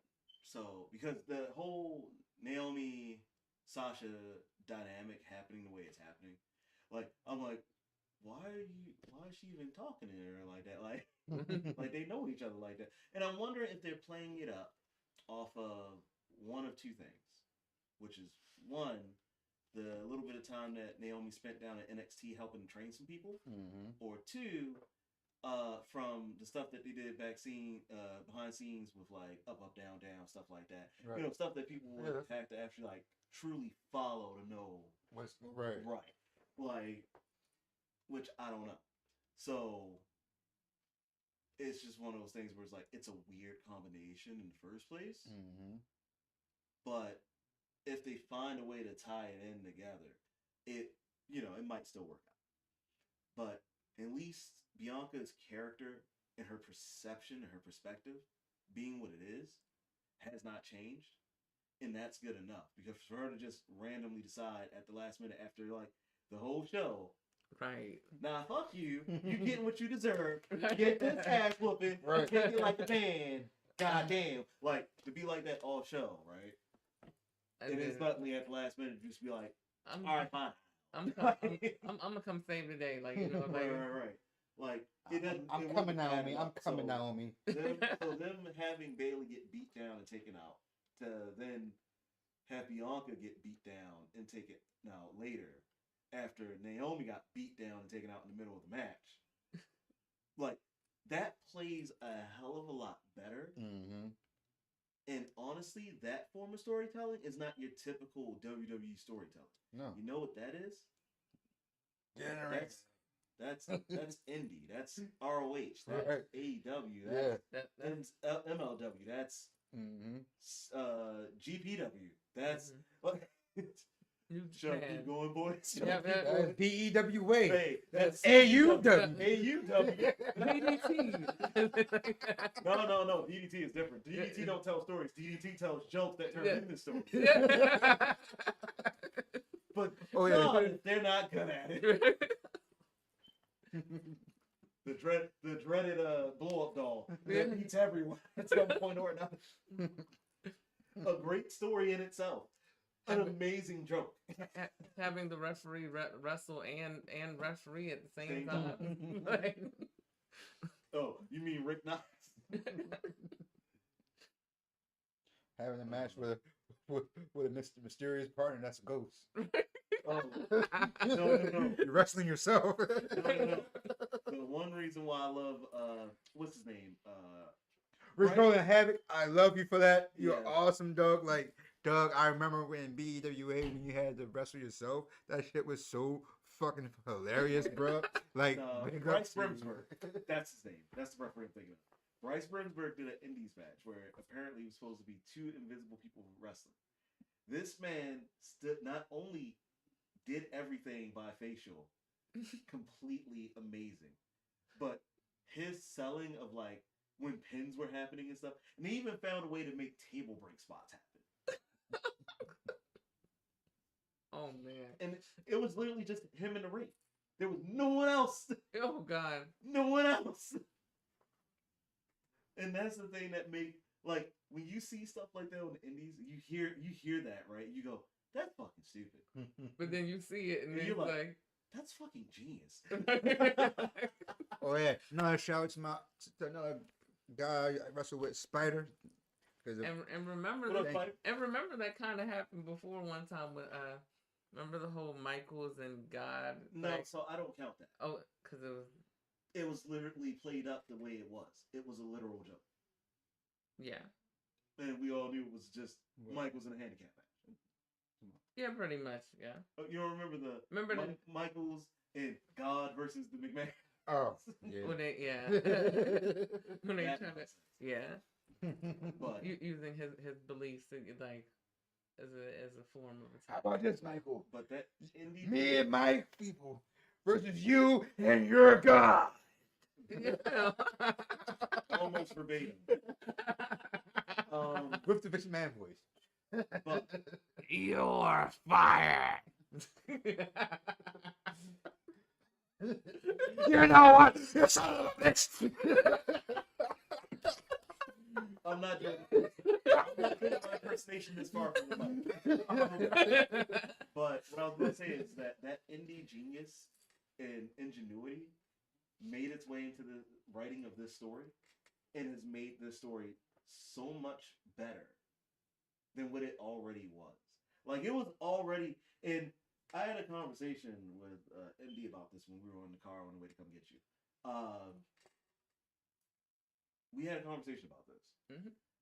The damage control storyline in itself, over the 3-4 years that they've been telling it, is a good story. Mm-hmm. That could have been great if certain things were done differently. One of the many things being if they were given more time. The other thing being if they didn't keep eating loss after a certain point. At first it was just, Bailey's the only one who can win. Then it was, nope, the whole team is trash. Right. And then somehow magically EO wins the title. EO wins the title. But then, and I would have been fine with that, right? If you would have told the story that EO's actually better than everyone thinks. And instead, week after week, you pin your champion. Yeah. You got her looking scared all the damn time. You got her looking weak all the damn time. Yeah. Cause she's vulnerable now. Like it's you got at a point like anybody can beat her at this point. Right, Like and that's the thing, right? And she can't even you like when gotta she walks put her over strong something. right like she shouldn't even carry the champion title like she got confidence like she's a champ. She always carrying like she's scared that she's about to lose it or something like. and speaking Come of on damage now. control, right? And I like I'm still mad about that streak being broken. I'm always Listen, that's a whole other conversation for another time. But I want to say that it is, if those few things would have been adjusted, this story could have went from good to great. Mm-hmm. But I will say that the stuff they've been doing recently, because they're doing at least one of the things right, they're giving them time now. They're actually getting way more time than I expected they would. And they're being able to tell the story the way they want to tell it. That's a much better way of going about it. So this story still has a chance to end greatly. Oh yeah. So long as they don't fumble.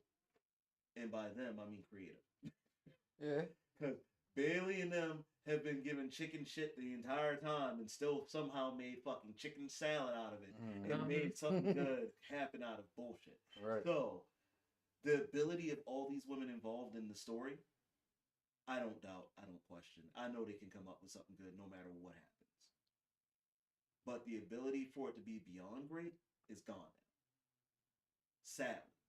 Now, is there a chance that my mind can be changed? There's always a chance of that. But in order for that to happen, there has to be some drastic changes made. And one of those things being is that, because granted, like I said, they're getting time now. They're still not getting the time that the Bloodline's getting. Yeah, because Bloodline. Cody's getting. Bloodline. And Rock is getting. And notice I separated Rock from the Bloodline. Right. Right. Because that's two different things altogether. Exactly. Shit. The Rock promos is more. Yeah, that's already almost damn near half an hour long. One of those actually clocked in at 41 minutes 52 seconds. God damn. Yeah, that's a long time. So, yeah. And that night when he came out to meet Roman Reigns in the ring and cut that promo. Right, when they first... Right, when they were like, oh, y'all didn't acknowledge me, so I'm leaving. And it was like, wait, my tribal chief, he's coming. The Rock is coming. Mm-hmm. Da-da-da. That whole thing tied together in its entirety. Yeah, that was... What is it? That's the 41 minutes, 52 seconds. Every Rock promo after that is anywhere between 20 to 35 minutes of time. Wow. Yeah. They give that man his time. I mean, incorrect. Incorrect. They don't give it to him. He just takes it. Exactly. Yeah. He gonna. That's what I said. That's why I say they give him that time because what can they do? They can't. He gonna steal the show. They can't cut the commercial with the Rock on. They can't do that. Watch me.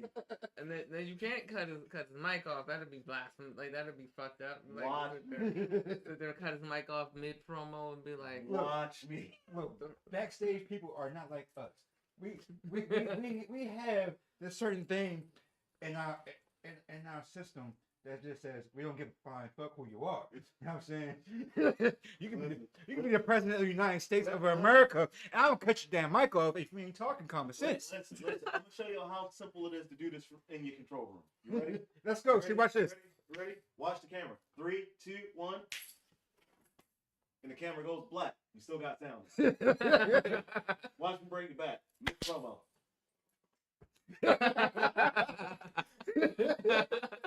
Y'all do that to Seth Rollins all the goddamn time. You can't do that to Rock one time. Right.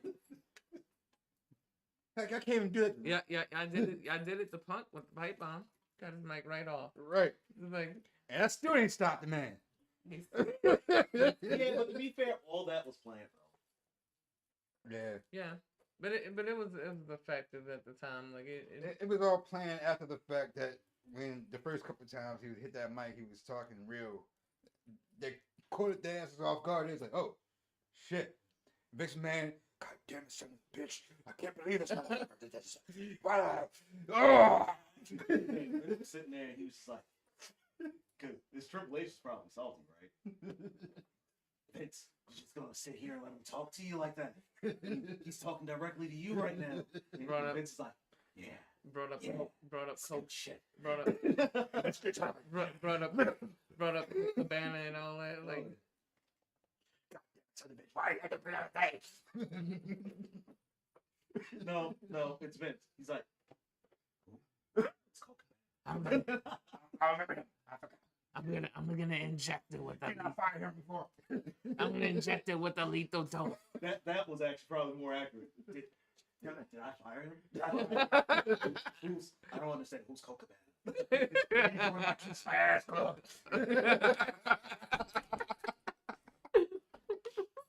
Yo, I'm sorry. That was the best segments of my childhood. The Kiss My Ass Club. Vince, I can't say you're a perv. You're a dirty, nasty son. No, but Diddy. that idea, that was a great segment. When Undertaker made JR. Look at it. It's clean. It's muscular. It even does tricks. Look. No Diddy. When that was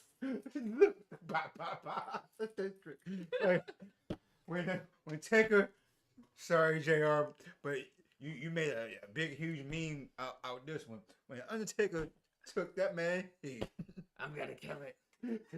and made JR kiss his ass. I'm gonna kill my own creation. And it started off with Undertaker simply saying, Vince, the man said no.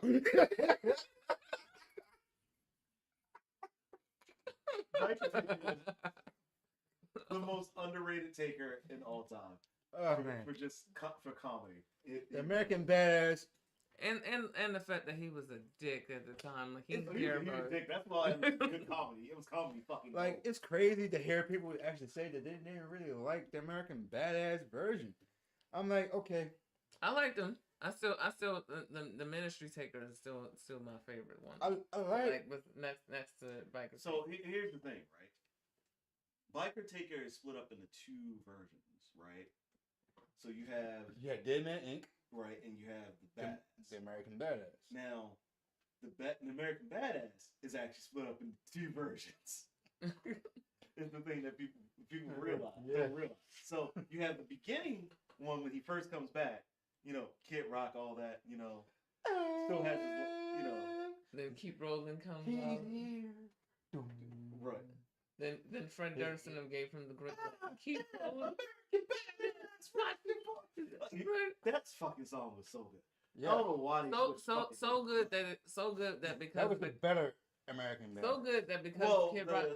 The version of Taker, yes, but song wise, nah, give me Kid Rock. That's what I'm saying. That was the better version. And it was But- the Kid Rock version. and it was But so I will say that version of Taker for American Badass was the one that most people think of. That's the one that most people don't Dead Man Inc. version.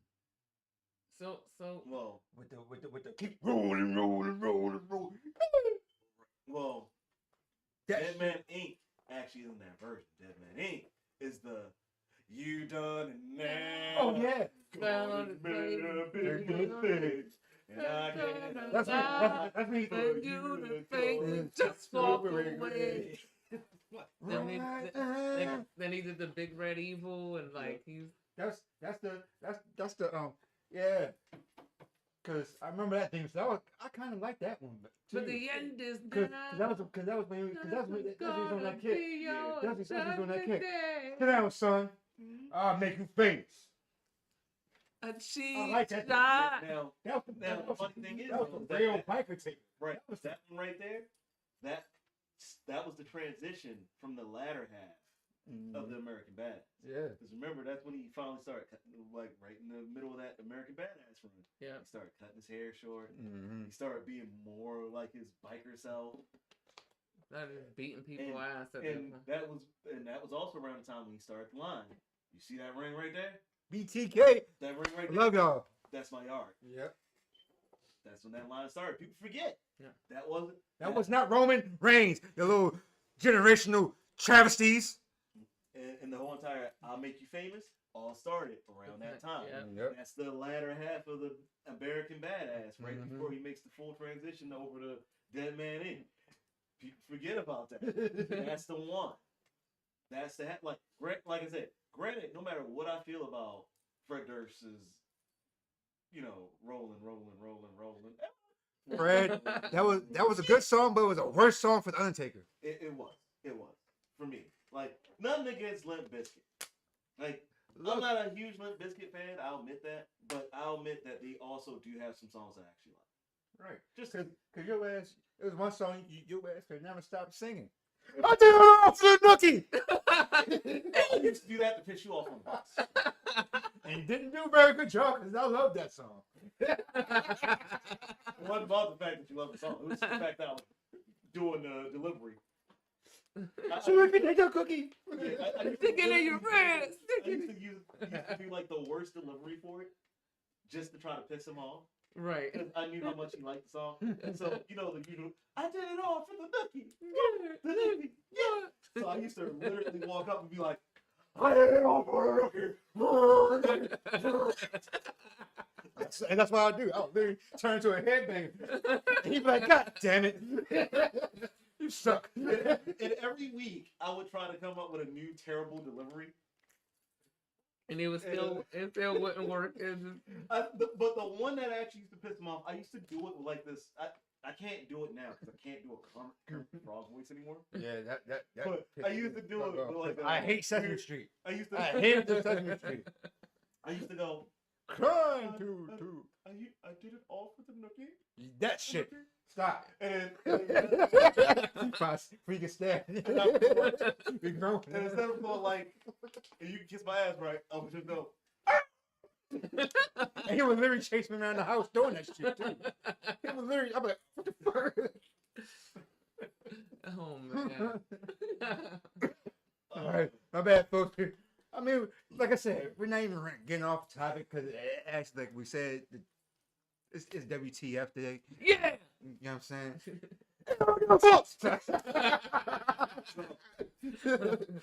I should be in a band. I should start a band with that voice. What, a screamer? Yeah.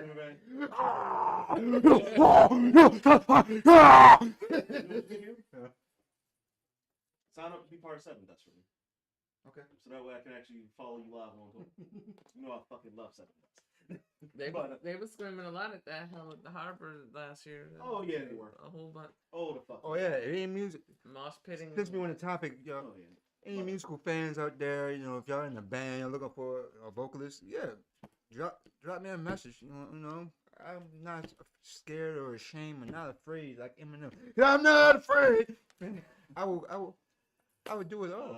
Shit. And Scott Pilgrim Takes Off is amazing. I will hold judgment until I get to see a couple episodes. Okay. Me and you've had our discussion on Facebook. Yeah. Scott Pilgrim. Because I've read the full comic series of Scott Pilgrim originally before the movie came out. And it was one of the things that I forgot in the movie. Because when I first watched the movie, I was like, oh yeah, this movie's really great. And I went back and watched it the second time. And I was like, wait a minute. I forgot about this part. I forgot about Nega Scott. They technically did Nega Scott dirty. Oh. It's the one thing that you can't mess up in the movie because that was a very important part of his psyche. Like, people who never read the comics would have never understood what Nega Scott was actually there for. And it's a beautiful thing. Oh. It's a beautiful thing. What y'all thought? Y'all heard about these little ass kids in Texas that robbed a damn bank from 16, 12, and 11. Okay. I did hear about that. Here is. You heard about that? I That shit didn't. is crazy. I didn't. Crazy, But right? just from you saying that, here's my full blown opinion. One, step up your bank security, and two, man, that's a rich ass 12-year-old. His mountain bike was Right. Like, bro, sitting there got bling on his whole entire handlebar. It's like, and then it's like, how you even allow this to happen? Like, Where the fuck were y'all that day when it happened? Like no staff. And No. Here's the real. I don't. The fact that a 11 and a 12-year-old was with a 16-year-old. Where the fuck were their parents at? That's the real one. Mom, Dad, I'm going to McDonald's with Jake and Paul. They went on a GTA 5 heist in real life. That's exactly what happened. They was all sitting down one night playing online GTA. Man, tired of playing this shit. Yeah, me too. It's getting kind of boring. Hey, you want to do something fun? Yeah, let's go rob a bank tomorrow. Okay, when? Tomorrow. They was on 5M robbing niggas and was like, yo, we could really pull this off. And the crazy thing is, not only they did it, they pulled it off. Yeah, they got caught down the road, but look, they pulled this little ass kids. A bank. Come on now. I want to know. No, here's what I want to know. I want to know how crowded was that bank. Like. Even more so, I want to know what gun they used. Was it a real gun? Was it a cap gun? Was it a BB? They say airsoft because the airsoft would be more convincing. They did say they had a gun. I don't know. They emphasized if it was real or not.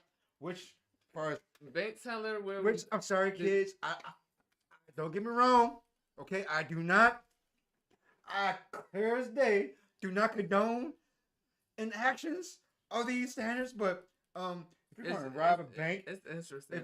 If you're going to rob a bank, kids, it's called if you want a less charge. And then take a note and say this is a bank robbery. Once again, I do not condone, but if you write a note, you get a less charge than having a gun, and which these kids really, on your side, fuck themselves because they had a gun. And then they have just one gun between them. Yeah, they had one gun. Okay, so now this is even funnier. And then what makes it crazy, right? I'm like Christian. So what make it funnier, right? Who was the bank teller, right? Who gave out the fucking code to the safe? Like who really just was like, yeah, just what, like, oh yeah, the money right there, right. Go get it. Like, what the fuck? And look, if you pull up a picture, you literally see that these kids aren't NFL big size looking kids. These are your regular little ass, small ass kids. They're not even opposing. So now I gotta paint the scenario in my head. Sure. So we come into the bank. I'm assuming it's the 16-year-old with the gun, right? Because that's the thing that makes the most likely. Yeah, it make more sense. Cause but if it were me, I would probably not give a shit who the 16-year-old was at the age of 12. I'd probably kick them in his nuts, took the gun, like my run. But that's different. I was a different kid. Right. I was all sorts of fucked up. I don't know what was wrong with me.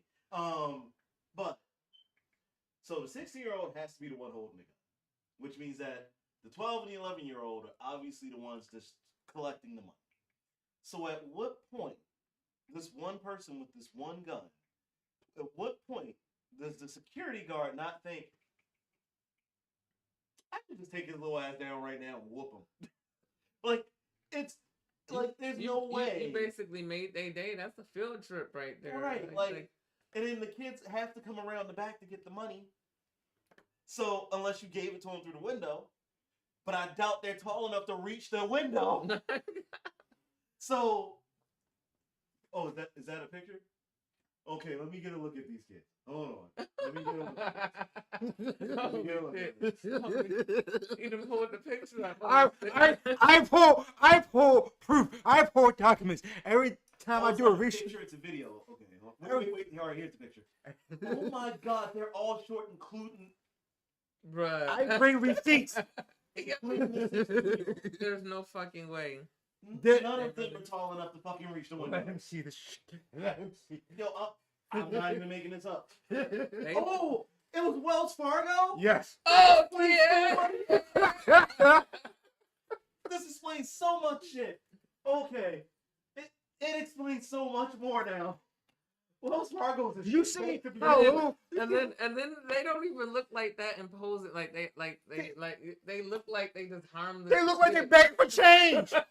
They look like they're hungry. Like, look at their outfits. Like, they don't even like. Excuse me, sir. Excuse me, sir. You got any change you can spare? Okay. That's how they look like.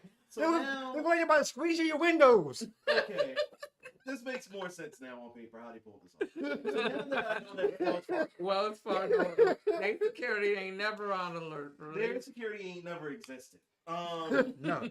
Their security is the security that shows up and sits at the door, right? At the first 5 minutes of the opening of the bank. Right. And he looks around and goes up and like, I got to take a shit, and never comes back from the bathroom. He's Or- that guy. yeah. At every fucking Wells Fargo bank, it's always like that. Except for one here in the city when they went up. This security. Don't ask me how I know. No, I don't. I do not case banks. Okay. It just this what happens. I just had a real bad day. One day I was thinking about it, and I studied this guy's mannerisms. Like this guy. Speak into the mic, damn it. Look, this guy. I can see you in the mirror. This guy would literally sit inside his building, look around, go outside, smoke a cigarette, right? Then turn around and have a blunt with me, go get himself some food from hip hop. No, actually, not hip hop. New York fried chicken. You know what I'm saying? And just leave me standing there like, oh, this man just went to go order lunch and got lunch. Like, if I really wanted to pull off a I hike. can just go in here Like, with my little note. You know, like, but that shows you how careless he is. it's not even the carelessness. It shows you how much people give a fuck because Wells Fargo is actually falling off so bad. Right. And you gotta remember they have a thing going on right now where they released a bunch of people, during lockdown. Right. And when they released them, you know how most companies gave like severance and all that? Right. They ain't give shit. And what's the sad part about that? What's the sad part about that situation is that Wells Fargo is a black-owned bank. Yeah. So, You know what I'm saying? So it and, makes. and you can imagine what I'm getting at when I say this, right? Mm-hmm. Because like I said, Wells Fargo, this is not our first situation. Wells Fargo is always a bank that always get robbed. Okay, by mostly black. Like, come on, people.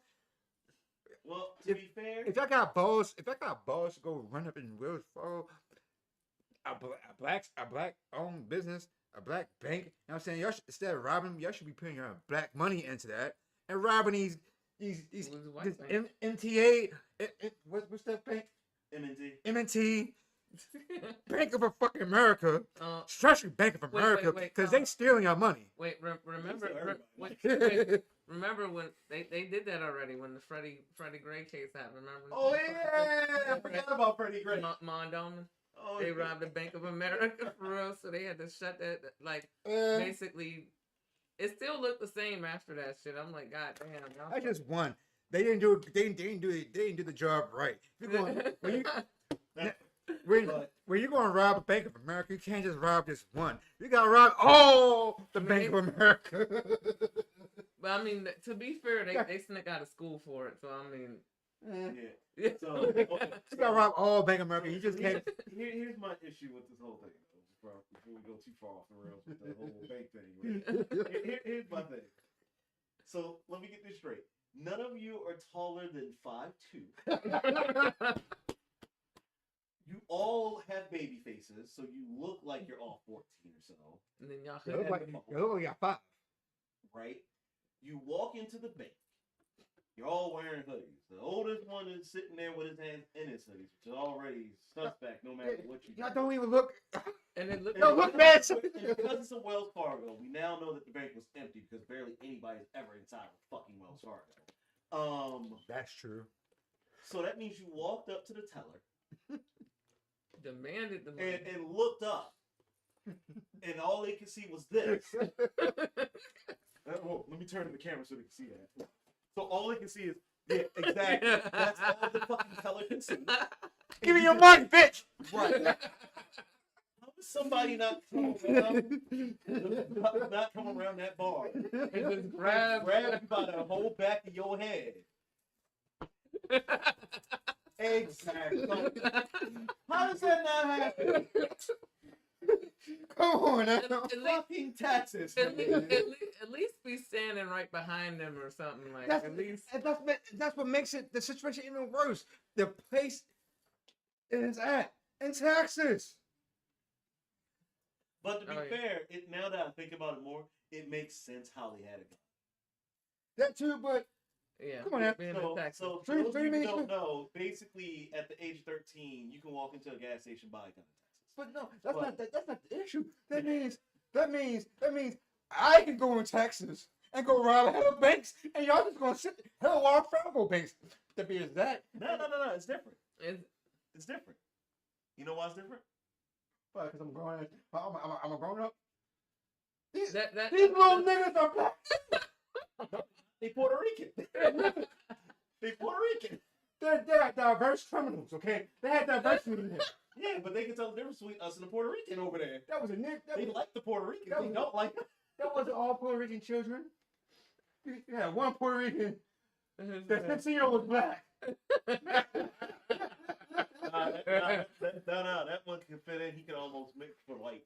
He can almost mix for white. That 16-year-old kid was black. The other one, the little small one. The Hispanic. He's a mutt. His mama was black and his dad was Latino or the other way around. Pretty sure. Pretty sure.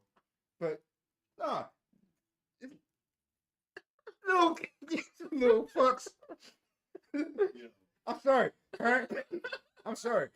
If these are my kids, I'm gonna keep it a trillion. My mind is still. If these was my kids, I'll be pissed the fuck off. I'll be like, John, what the fuck's your problem? Blah, blah, blah. Hey, pack your shit up. We got to go. I'm not going to turn my kid in. No, you just came home with something that I couldn't even possibly fathom doing. So let me get this straight. You robbed a bank and you brought all this money home and you didn't think to lose the cops? What you mean? You don't see those sirens and lights outside? Right. Don't you play GTA? Oh yeah. You come with the cops in my house and shit. Oh yeah. I'm gonna beat your butt into the police hands. Like, yo, you dumbass. Hey. Right into police. Like, hey, you know what? I know this is gonna sound like a weird question, officer, but do y'all want to join? You want to turn? Right. You want to turn, sir? I can sit here and watch.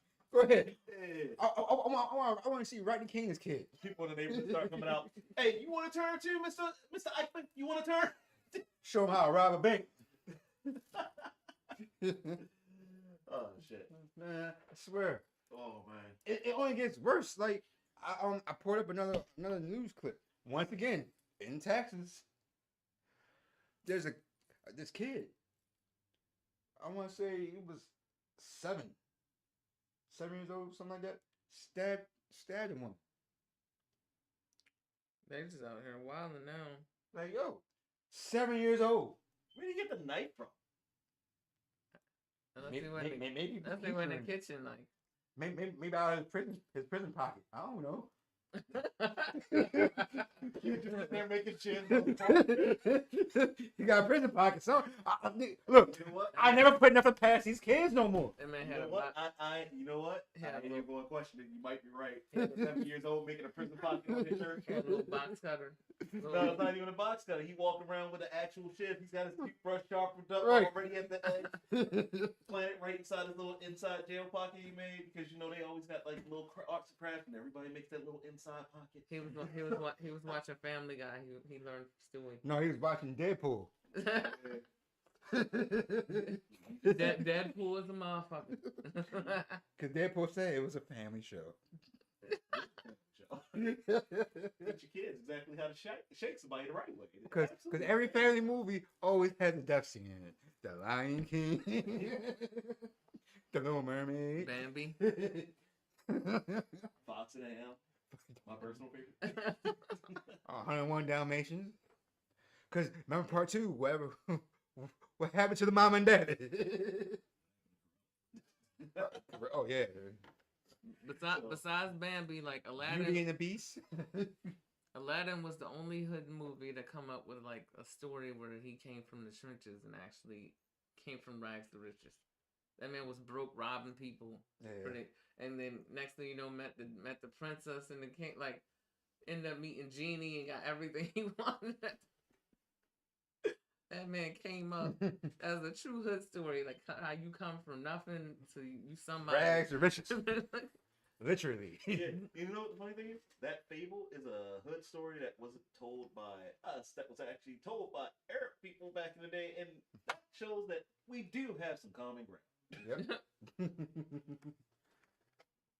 So, can y'all please stop sitting there treating our Arab brothers and sisters so wrong? Because we do have some similarities, people. We do. We fucking do. But, yeah. But that's the Yeah. reason. Everybody hates Arabs. Everybody hates blacks. and everybody hates Cody. Oh, I'm sorry. No, they love him. I'm sorry. They love him at this point, right? They love him. Not after that commercial. Remember the one we Huh? Remember the commercial Kobe did where everybody he Oh, yeah. got Paul Pierce in the crowd like singing. Yeah. And last but not least, everybody hates Chris. Even Will Smith. Special. Damn. But to be fair, I think Will like Jada does. Of course. Maybe next time don't cut your hair if you're gonna be so sensitive about it. Yeah.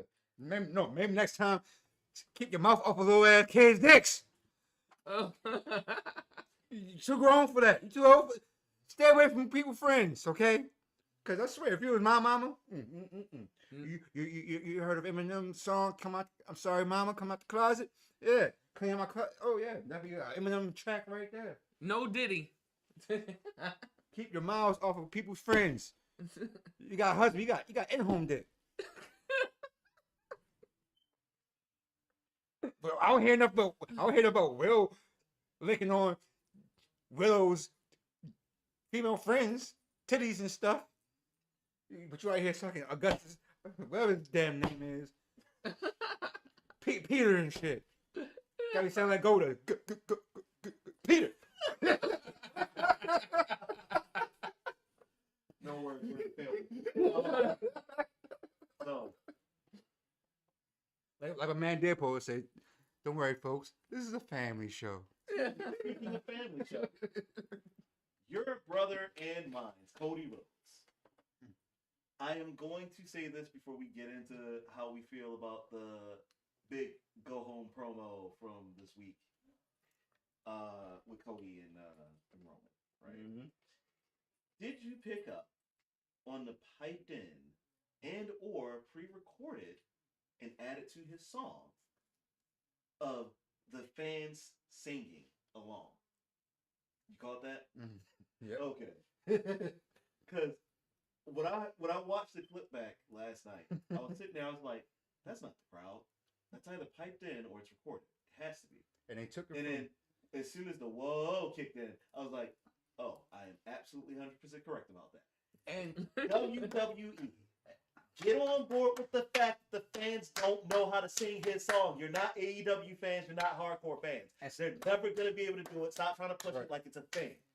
Let it go. And stop They stealing. just want to sing the whoa part. Let it be a natural thing. And stop stealing the crowd sound from AEW, because I am not stupid. That is the add-ins from AEW crowd. Yeah. I am not stupid. You stole from AEW. Y'all You took better his, make sure you pay Tony Khan good for that. y'all took his original stuff he did when he was with the company and tried to use it like nobody was gonna find out. Look, I probably snitched because I was going to say I'm not going to snitch, but I just did. Y'all using AEW sound bits. You didn't snitch. They snitched on themselves the minute they did it. Like nobody was going to run that back. Right. Y'all thought y'all was slick because y'all forget. Here's the thing. There's people out here like myself, you know what I'm saying, that's really musically in tune and sound to things in the background, especially. I can hear that's already pre-recorded that y'all took sound bits from AEW version of the fans singing, because it's too distinct. the fans are really singing that song way too good, and then the way I try to hide it, y'all try to lower that quality down a little bit so I can make it seem like it's the fans. So the fans that's actually there are being loud. Y'all want that to sound like it's actually the fans. So y'all overshadow the fans over the song. Clearly, I can still hear the fans in the voice in the song itself. I can hear them. Come on, dog. And WWE is good for stealing stuff. Like, remember Very awesome. Remember how they tried to do with the beautiful people, right? And then Lay Cool became a thing. Not even that it was Layla and them fault for real. It's because WWE was watching the beautiful people, and y'all took their idea after y'all fired both of them, right? Took their idea because they was killing TNA and try to use it. The whole Mean Girl all thing, like right. Yeah, like be for real. Like, y'all try to steal from WCW. Like, oh yeah, they definitely tried. They succeeded. I can't say they succeeded with that part. Booker T was the new version of The Rock. It's like literally, it's like even with Kidman. Yeah. Even though WCW did try to steal something from them too, with Hulk Hogan's nephew. Oh yeah. trying to be the generic rundown Kmart brand of Austin 316, which Hoss he was not Hoss. What's the fucking name?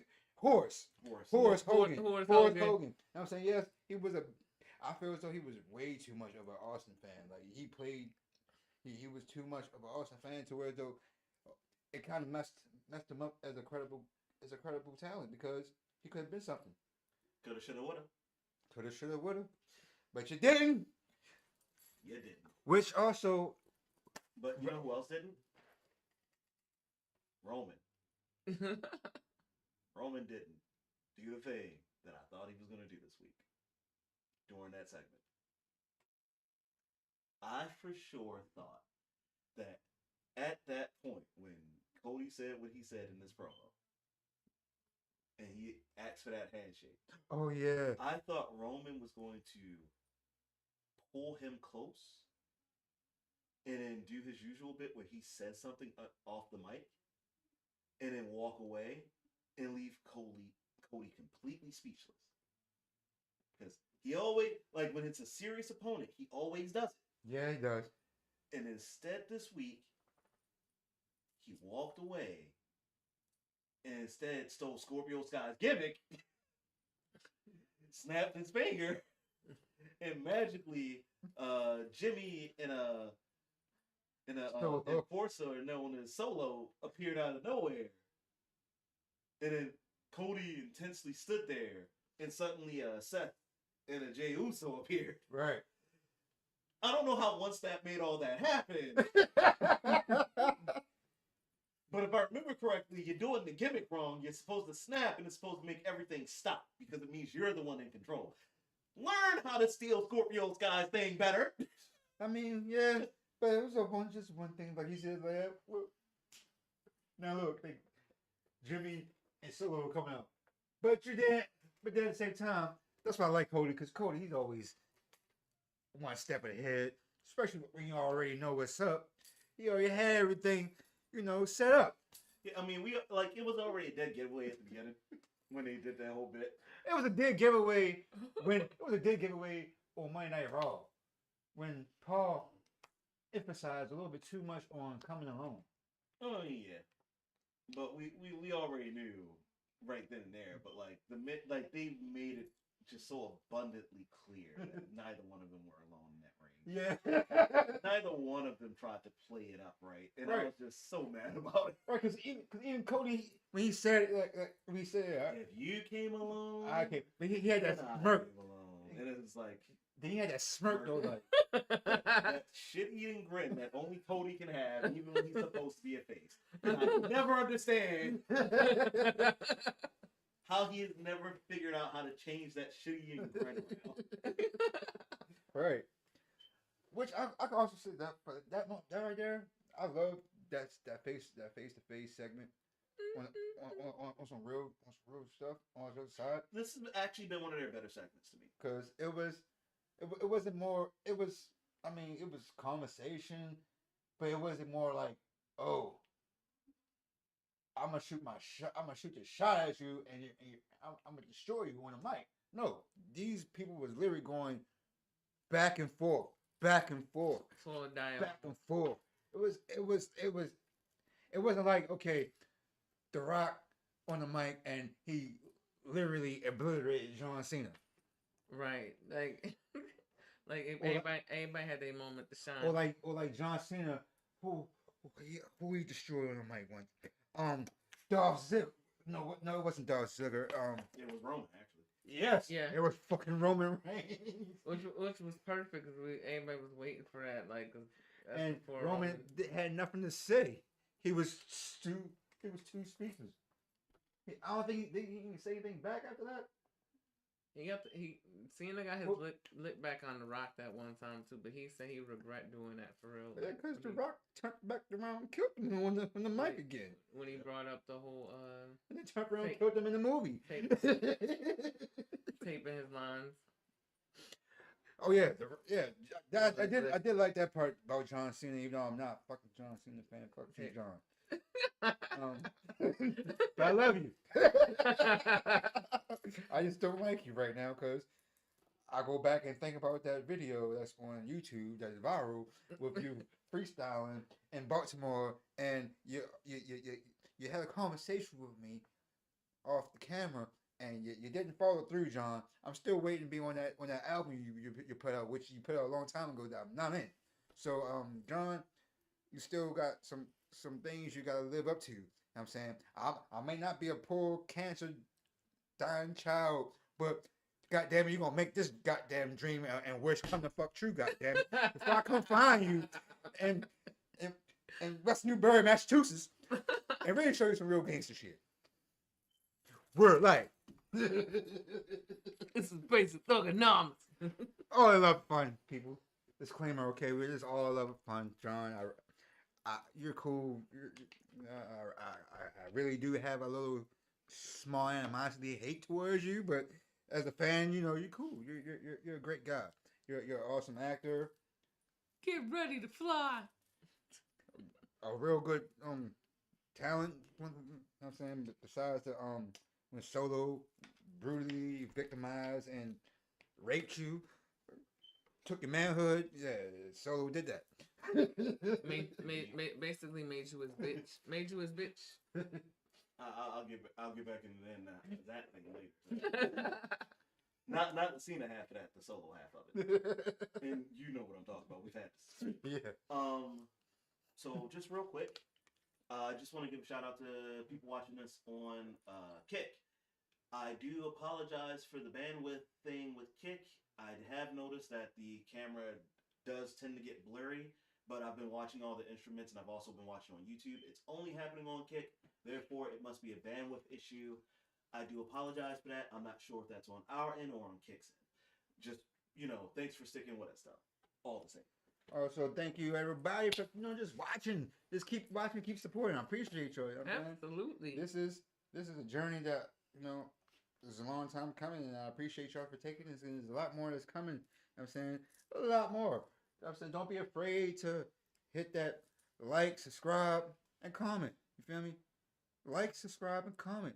Like, subscribe, and comment before I had to come hunt you down your dreams and kidnap you and rob a nearest Wells Fargo near you.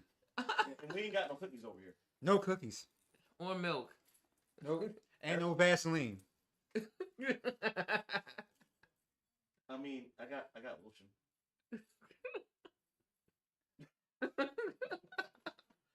On that note, I got feathers. So, right quick. So, and this is probably more of my fault because of things that's been happening the past couple weeks. I hadn't gotten around to do this. The polls never made it on to social media. They went on to the community tab instead. I don't think we got word out quick enough about that, so we didn't ever get any votes for who won So we just the contest from last So time we just resent. for a promo bat. From last episode. We just resent it. Um. Are we still? So yeah, we'll reset up. We'll see what we can do because apparently Facebook was being weird about like I don't know what's going on. Somebody can put in the comment section about this and maybe let me know what's going on because I don't really do social media much. Can somebody let me know what's going on with not being able to make polls on on Facebook? Like I don't know why, but it looks like the option just disappeared. I'm not sure why the option disappeared. I don't know if maybe it's just removed. I know lately Facebook they kind of a little shaky now because there be posters I put up and they've been flagging me lately and saying that it doesn't meet the criteria and it don't be nothing. What do you mean meet the criteria? It's not like you got like a community page going on. Unless somebody reporting it. No, it's literally Facebook. Like I put a post up. One of you know how I make my posters. Right. I put my posters, my daily posters every morning. Right. You feel me? Right. And it'd be funny stuff, like the one video I posted was about the parent and the kid. Yeah. And I made a comment. Right. It wasn't it wasn't really nothing negative. It just it tried to flag and said that this may be inappropriate and don't fit criteria on the Facebook.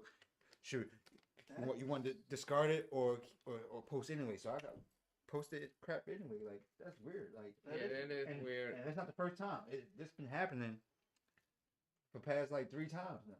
And see, the most I've been on Facebook in recent time has just been posting up like updated videos and stuff like that. So I haven't really been noticing these things.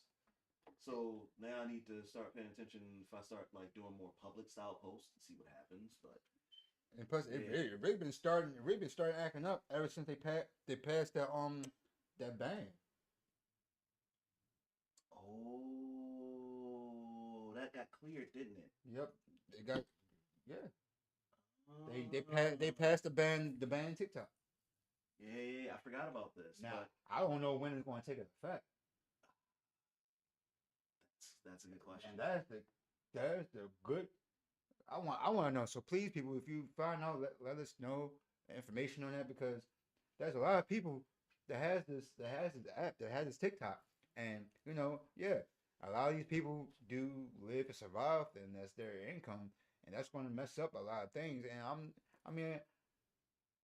I can understand, but at the same time, I don't understand because it's a company that's not here and whatnot, and they're not going to really make no money off of it.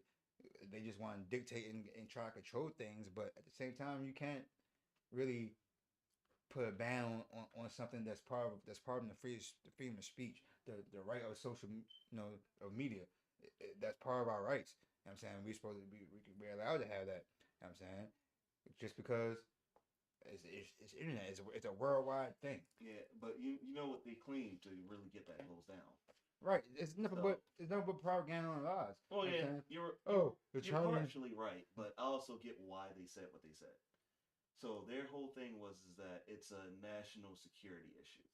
That's what I'm saying. And I get why they say that, but if you're gonna say that, right?